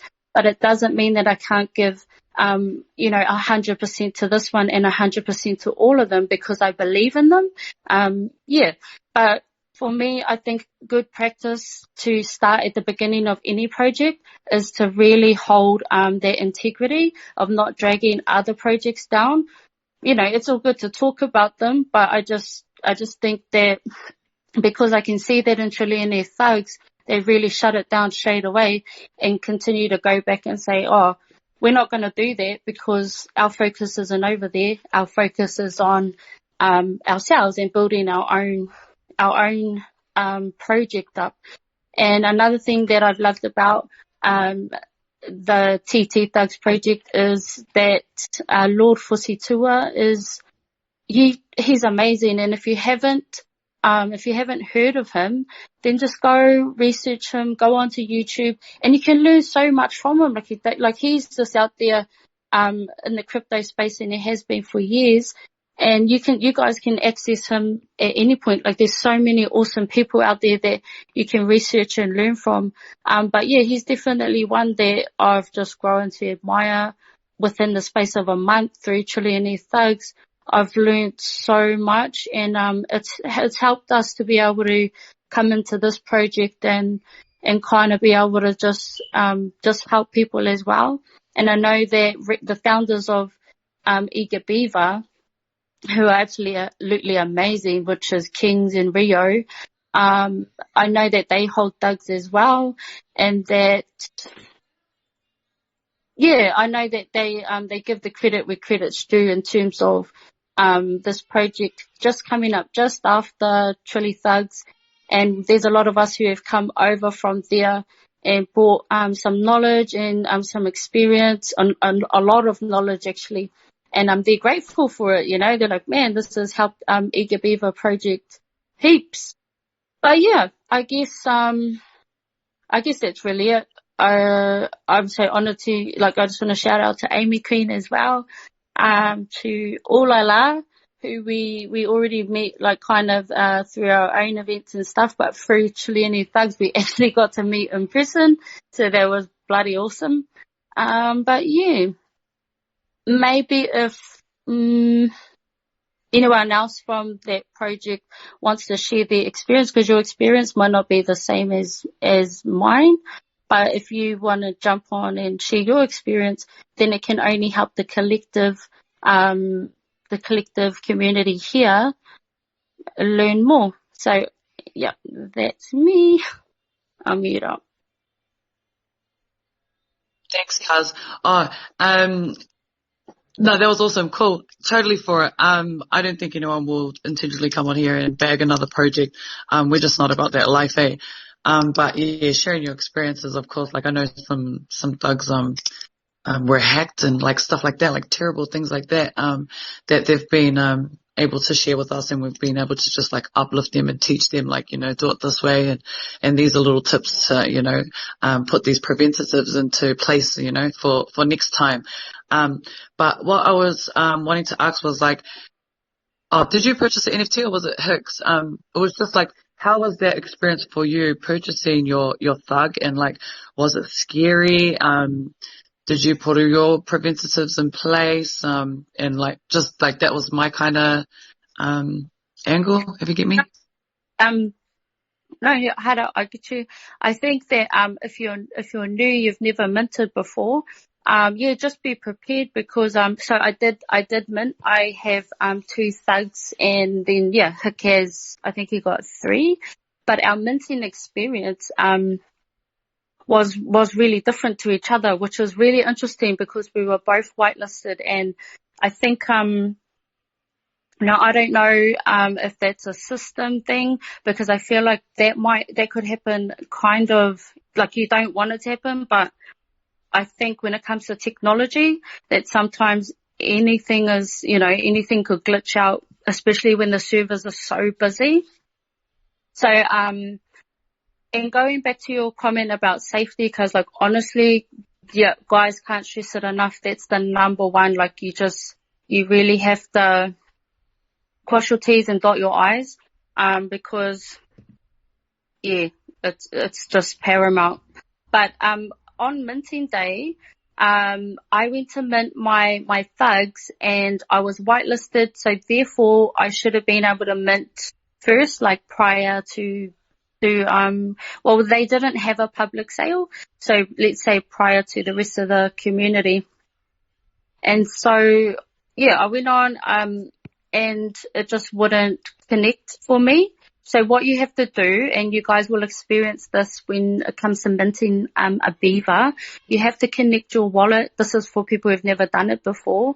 You have to connect your wallet to the actual, it'll be the Eager Beaver website, and you're going to go through the official links, of course.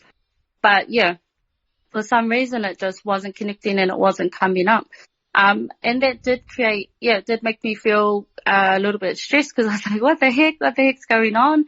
And then people who had got through on what's called a raffle. So community members were able to apply for a raffle ticket, and then they were able to go next. Some had gotten before me, and being on the whitelist is just like kind of being VIP. You get first access. So it just, it was a bit, I don't know why. And there was maybe, I was speaking to about 3 people who had the same experience as me. But we definitely put that forward, and hopefully next time that doesn't happen. But just something to be cautious of, as well as so when someone had a question earlier and they were asking about how much ETH you might need to be able to mint your Beaver. The thing is, if you're on a whitelist, then you're gonna get told the amount you're gonna need, and then plus a little bit extra for gas and transaction fees. But what I would suggest at the same time is, if you don't end up making whitelist for like whatever reason, is just having some extra ETH in your wallet, because what that's going to enable you to do is be able to buy it once it goes onto the secondary market. So what that is that's OpenSea and places like that. So like if you've got your heart set on getting a Beaver, you know that you really want one, and you just, then I would suggest that you have a backup plan as well in case you don't make whitelist. And then you're going to be able to get your Beaver, and I would hate for anyone to miss out. So I think that's, something good to think about.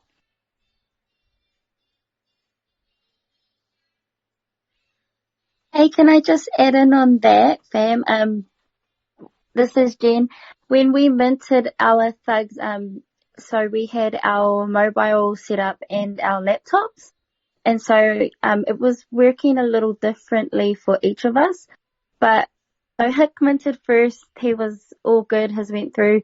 And then I minted second, mine went through a little slower. And then I think because Lane's minted third, like there was more traffic on the blockchain. And I think that's why it was like a little backlogged and slower for her at her end. But yeah, so that's something to be mindful of. But they prepped us for the week over at Chili Thugs and gave us all the knowledge that we needed, so we knew exactly what to do and how to do it. And yeah, I felt fully prepared myself, but it was still a little bit daunting because it's, you know, your first time. You're like, oh, what the fuck am I doing? Never done this before. But yeah, that's something to be mindful of. I think some people waited for like 30 minutes and some people minted straight away. Those who minted straight away, the process was a lot quicker. And so, yeah, when it comes to minting day, I think that's something to be mindful of as well, because some people waited to see if the gas was cheaper or if it was higher. So the gas moves depending on how much traffic you have at that time and how much activity there is on the blockchain. So I think because we kind of minted straight away, well, Hick and myself, I think it was a little bit smoother. So yeah, I just thought I'd add that in, that may work in your favor if you mint earlier rather than later. It could be a little bit backlogged, but again, it's go away and do your research and always, I can't stress enough, use official links only. Like the links to mint will only be within this Discord here and nowhere else. So just make sure that you're keeping yourself safe and following those links. But yeah.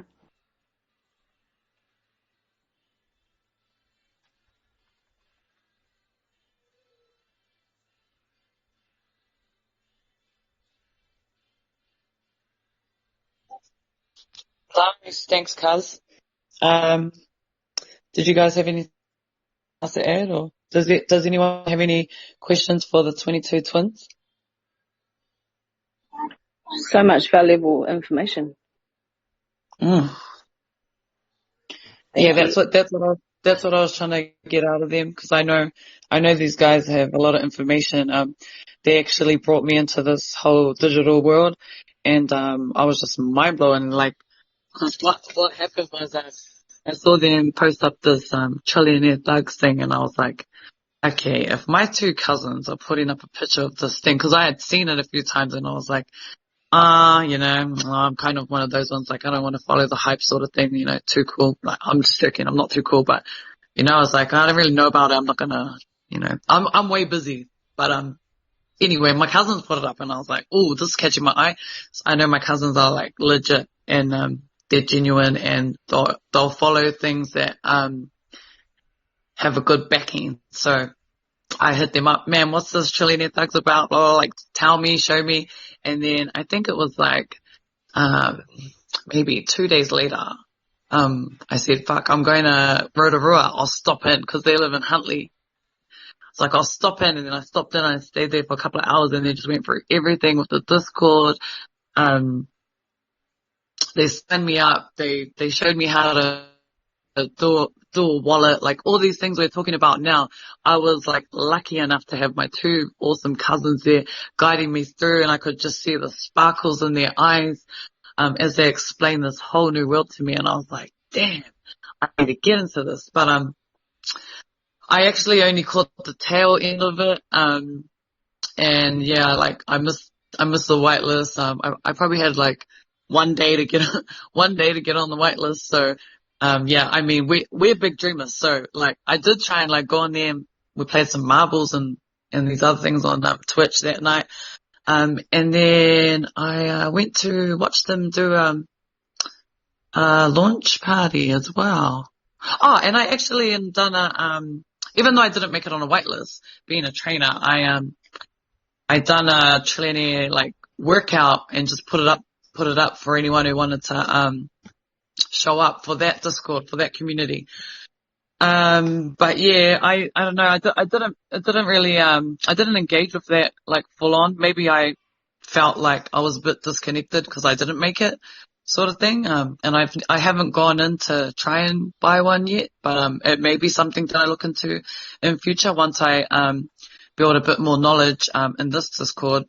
This Discord just speaks to my soul, so I've like really put everything in. I did have a little head start with my cousin setting me up and giving me info, so I was able to come in here like not blind, and not with too much knowledge, but enough.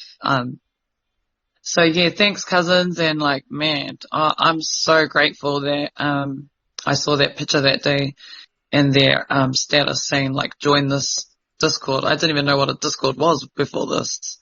So yeah, does anyone have any questions for them about, Discord or Thugs or their community events? You can follow them on the 22 Twins on Instagram. My cousin does heel classes and she's totally epic. So if you want to build confidence, do some sexy dancing in your heels, like, you know, all shapes and sizes, colors, like you're welcome. They also have like stores there as well, sort of like Amy, like, man, this is crazy. I can't wait to like do some events with you guys because it's going to be like huge. Hey, I can just see us in like big stadiums doing these events together. But that's us. We're all visionaries, eh? But the good thing is we're not all talk. We actually do the walk. So this community is going to be off the hook. Omer, man, she's in a band, like a epic as moldy rock band. Like go look at Yadiya on us. You'll see. You just need to watch that song and you'll know what I'm talking about. Does anyone else want to jump in before we close it up? We can open the floor.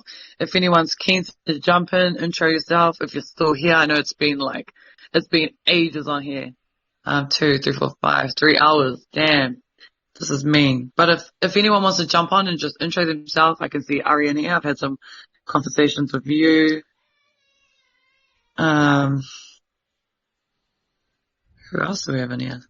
If you're shy, that's okay. That's alright. No pressure. But if you want to take this opportunity to just intro yourself or maybe say a little bit more about yourself just so we can connect, you know, next time we see your name pop up, be like, oh damn, that's Amy there, you know, that boss ass Beaver that runs events, advocate for domestic violence. Like, you know, it puts a whole nother coating on just the name. Like, well, it's not just the name, but we get to know a bit more about these names behind the Discord. Hey Ari, I see you've unmuted. Hi. How are Thank you? you. Oh, I'm good. How are you? Yeah, I'm good. First of all, thanks for putting this on. Sometimes, you know, I think just as females we can get a bit intimidated by the Tane and probably just by the language that they use, bless them. I think I've just jumped on because you've said my name. My name's actually, my name's Arahi, but my friends call me Ari. I am a mum of 2. Thanks to everyone that's jumped on to be able to share their knowledge in this and giving us the space to be able to do this comfortably.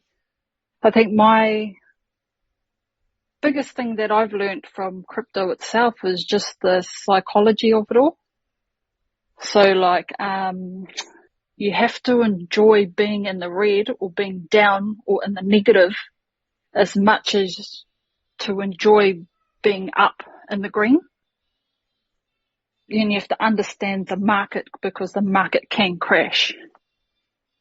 So then if you can find the cost of your own success and not so much concentrate on the money side of it, you'll create your own passion. So the meaning, or not the meaning of the cost as in monetary value, it'll be in terms of your actions. So is it your late nights that you end up studying? Is it early mornings before you get up to address your whānau and your kids? Sharing your information to others, being misunderstood. You know, some of your closest family and friends will turn away from you. So understanding that psychology of it, giving up parts of your old life to be able to create where you want to go to, betting on yourself 100%, having your own back first.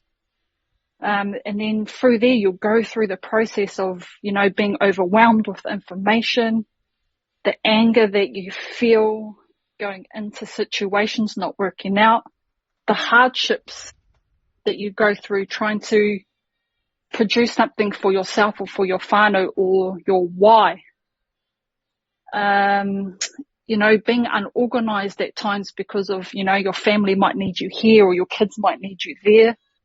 But just finding the cost of your own success will help you find the passion, and then relating it to whatever you're doing. It doesn't even have to be in crypto, it's just in life. It becomes fun. So if you always just go back to your why, the game becomes fun for you. And just remember, the more you see it, the more you will do it. So having notes, having a whiteboard on your wall in your room, pasting it on the bathroom mirror, on the fridge, when you wake up and you see it first, it becomes like a picture in your mind. And then from there, you'll just automatically start putting it into action. But at the same time, you have to protect, your mind, body and soul, who your energy, who you share your energy with, who's worth your time, who do you want to spend time with? Do you want to, some people might say to you, for example, let's go for a coffee. Is your time worth a coffee? Or where do you want to put value in your time? So, yes, my son. Okay, sorry, my boy just walked in. Here you go. And then, so just see it and do it. Find the cost of your own success that you want to produce and just go for it. Killed it. Yeah, that's probably all I have to say. Thank you, everyone. Thank you. Thanks, Arahi. Sorry, I called you Ari. Arahi is beautiful, by the way. Where do you live and what do you do for a living? I live in a small town called Karratha. It's in WA. Western Australia. I actually am a full-time trader. So I trade full-time daily as like my daily wage, if you look into it that way. I hold or hodl, which is, I see it like, tell people it's like the equivalent of your KiwiSaver. And I just found NFTs last year in October. And then I used YouTube to educate myself. I got into Trillionaire Thugs, Discord, etc. from finding it on Raniera's Instagram page because I follow him, and also from his podcast. So I followed the thugs, got into the Discord, went through the process, didn't purchase, and then I just recently bought myself a Z running horse, and I actually found the Beavers NFTs on a friend's page. So, but I think I'm more engaged into this one. I would really love to get a beaver, whether it's minted or being on the secondary market. But for me, this is more than an NFT. This is, I'm quite attached to this group, if I'm honest. Just everyone's knowledge, the whakaaro, just talking to people that are in a like-minded space as you, because I live in a small town. There's not actually that much talk about the crypto world here. So yeah, that's how I got started. So I am a mum at home waiting for my darling to finish his work so he can come home. So yeah. Nice. Is that Z running horse, is that an NFT? So you are a holder of an NFT? Yes. Yes. It is an NFT. You can actually breed horses. So obviously there's male, female. It's weird. Male, female, adults, and sorry, I don't know the terminology of them. And then you can also have the same in babies, but you can actually, make them and make more. So That is crazy. it's So great. if you brought us, sorry. No, I'll let you go. And then you can actually race online and then gain crypto. I've only just started like this last week. So I just bought it. I just bought it because it looked cool and I thought, I can race. Yeah, sweet. But it's actually really fun. That's crazy. I know. So like digital. Sorry. Sorry, I just wanted to ask that. So you this NFT allows you to like enter like horse races type. Like, how does that all work? Like, yeah, exactly what you said. You just, you just go online. I've only done it once, so you can go online and actually race against other NFT holders of the horses. It's really so out cool. there. But they have, I don't know anything about horses, but they actually have like proper names, like stallion and blah, blah, blah. Yeah. And all of that. I only got into it because it was a game, but I was originally looking at Roblox because my daughter's into the game, which I just wanted to educate myself about Roblox so then I can throw her in there. So then she can, what is it? Is it coding? So she can learn to do that, but I'll throw her into the metaverse. So she's thinking she's doing it, but then she can kind of gain her own hootie as well at the same time. and so like, sorry, interested in that. It's so intriguing. See, this is why, honestly, I freaking love the NFT space. It gets me, like I said, gets me really, really excited. But so, hey, do you think that, is it you know how you would have like a token, or you would use Ethereum and maybe place a bet? Like, are they placing bets in terms of the winner of the race or anything like that? Yes. Exactly how you do it in the physical world. And it doesn't matter if you come last, because I've been coming last because I don't know how to operate it properly. But and then you gain whatever, what crypto you're betting against. But yes. Okay, thank you so much. That's really cool. You're welcome. That is crazy. So do you have to purchase a male horse and then a female horse, and then they can mate, and then you get an extra NFT, or you just add value onto the mum horse? Sorry, I don't know what they're called either. Yep, you can do it that way. But if I had a male and said you had a female, I can approach you to mate. But then whoever owns the female horse gains the baby. So then you own that NFT. But each horse has a number. So each horse has a number. So if number 12 mates with number 12, well then your baby is 24. So if you get a 1 or a 2, which are like the elite of the Z NFT horse racing world, well then you have a 3, which will be worth more money. If that makes sense. Yeah. I got ya. Because mine's only like a 30, I think it was 39.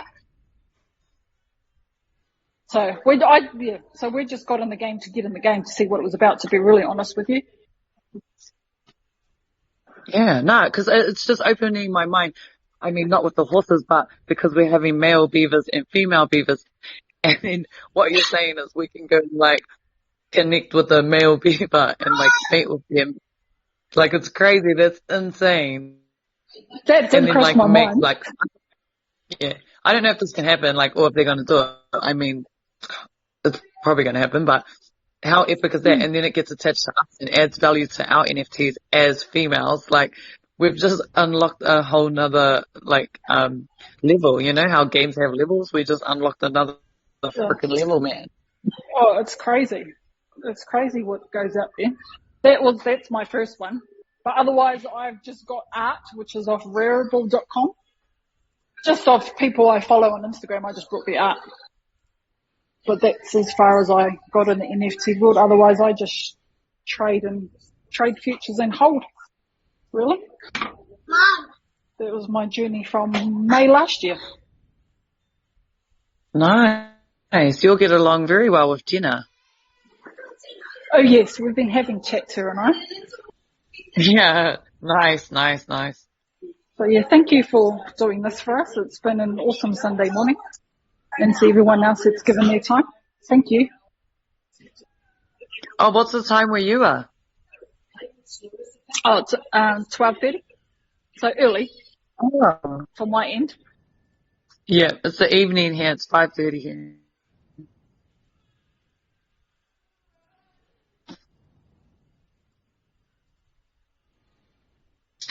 All right. Does anyone else want to jump on? Thanks, Arahi. If anyone else wants to jump on, just intro yourself. You don't have to. It's no pressure. But while we're here, while we have this opportunity, if you wanted to intro yourself, I'll give it a little time. Just take some deep breaths and build up the courage. I think this was a hit, and we'll definitely have to do it again. And I'll keep networking to meet new queens to try and get more people coming and talking. Because yeah, the more we share, the more we talk, the more we grow. It's just going to build success. So I think this was quite successful, and we'll definitely do it again. Omer.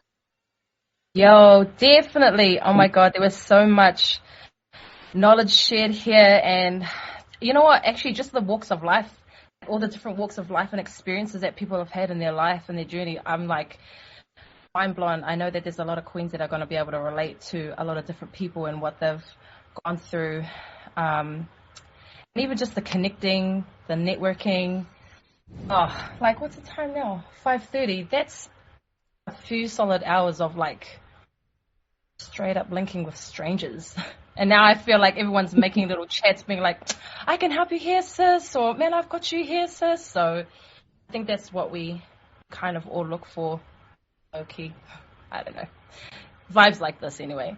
But I just wanted to jump on and say thanks to everyone for coming, but also big thank you to Yolanda for holding this chat down.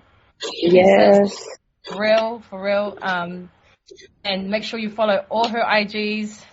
Look, I go to the same studio that sis teaches at, and she whoops my ass. All right, so just know, you want to get that tone, booty or body, she's got you. So make sure you hit her up.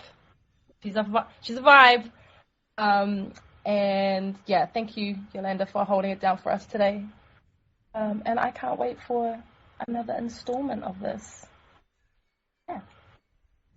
Yeah, I just want to say thank you too, Kaz, on behalf of everyone here, and also to the brother who has given us time to record this. Sorry, I have forgotten your name, and also to the brother, I think it's Jay who was chiming in earlier, or if you're still here, I just want to say thank you so much, because you're in a chat with a lot of women. Passionate woman. When you're in a space like this, especially as a male, I know you guys, you're the brothers, you're kings, and you're totally fine with being here. But I just want to say thank you so much, because sometimes, it's not an easy job, but hey, someone's got to do it. So thank you to you guys. And I just want to go back to All good. thank you, brother. I just want to go back to my cousin and just thank you for holding space. But I want to highlight her right now, because when she shared her story earlier, and she talked about being around the wrong people and the wrong crowd, and she talked about finding, really working on, because it is work, isn't it, Queens? Like, we talk about self-love, but to do the damn work is a hard thing to do. And it's not until we do it where we can have confidence, we find and we can build and instill confidence in ourselves. And that's one of the things with our mahi is that's our core focus of everything that we're trying to achieve, is to actually help wahine build confidence through self-reflection, through connecting back to culture, through knowing themselves. So I just want to highlight you, cousin, because this is what happens when you do that. This is what happens, whānau. You are able to lead the front. You're able to come into spaces like this and hold it down for other queens. You're able to lead the chat. And it blows me away. When you believe in yourself, when you find self-love, when you gain even just a little bit of confidence, and you really know and you find that you can do these things, like shit just changes, man, and it's game over from there. And she's right.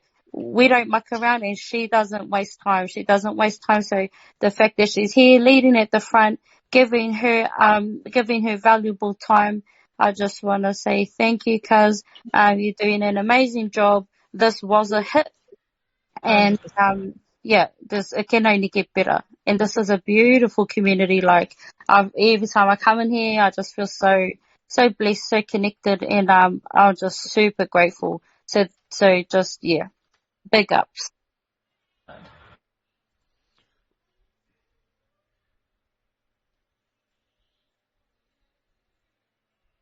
Thanks, Taz. Means a lot. Omer, anything from you? Nah, just... Hey, why'd you mute? No. Sorry. No, just said it all. Just really grateful. Thank you so much for today. Yeah, nice. Well, maybe, just if you guys liked, the little, intro space chat initiative, maybe just pop it up in the comments, or, speak with the queens about it if you guys want another one. But I reckon, it'll be, absolutely beneficial, and I'm keen to, and Omi is keen to host another one for sure. Yeah, anytime. I just wanted to jump in, Jenna here. I seen Te Miringa, she's did the Eager Beaver Queens Instagram group, so I'll just see if I can post it up in the Queens chat, just for anybody looking for, an accountant or any information on the courses or anything like that.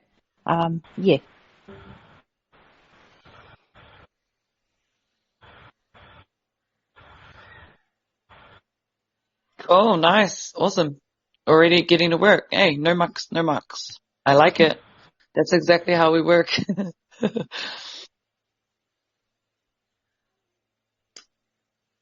Does anyone else want to come on? Might just give, couple more if you want. One more or so.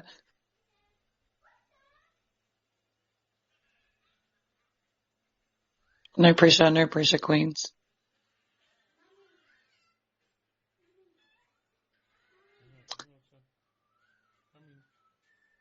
Okay, going once, going twice. Alright, okay, we're gonna shut it down now.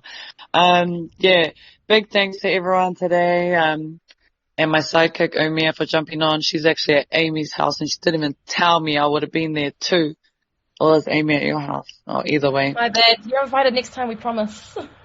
Sure. I was like, how dare you guys do that? No, just kidding. It's all good, but I'm definitely coming to your house the next one. Big shout out to everyone who spoke today. I know that it takes a lot of courage. I've been there. I've had the shaky voice, but like at the end of the day, like when you go away from that and you conquer that, you grow an inch more, and then slowly those little, what are they, like nervous, anxious feelings, they slowly fade out. the more you just put yourself out there and do it. Because honestly, like, you have to get comfortable with being uncomfortable, like, because otherwise you just ain't gonna grow. So big ups to everyone who jumped on. I know that each and every one of you were a bit, like, nervous speaking with you outside of the chat, prepping this. So thank you. We had some new people jump on and talk. Te Miringa and like Arahi, just learning about what you guys do as well, jumping on, like those extra people jumping on, like me and Mahi, my cousins, the 22 twins, my other cousin, Jenna Leaf, they're all in here. So I've got some close people in this Discord as well. So it's really cool that I'm on this journey with people that are close to my heart too. And yeah. What else? That's about it. We've got Wellness Wednesdays that are gonna pop off. They actually started on Wednesday, just gone. And that's epic for me because I'm all about health and wellness as well. Yeah, cool, man. So next time we do this, just if you want to chat next time, just jump in. There's no lineup or anything. There's, you don't have to be new or in here since day one. Just jump in and chat. Like, we love you. And man, everyone that spoke today, I love you guys. Like, wow, amazing. Yeah, and I'll see you guys on the Discord. If you want to add me and speak outside of here, you can just reach me on Instagram, DJ_Yolanda Maletino, or on Facebook, Yolanda Maletino. Like, yeah, I'm pretty standard with my names. Just keep it like my own self. Didn't get any fancy DJ names, just keep my own identity. But yeah, thanks everyone, and hope you all have a good evening or morning if you're somewhere else in the country. And thank you for staying on for this long, because we did start at 2:00 and it's like now 5:30 in Auckland, New Zealand.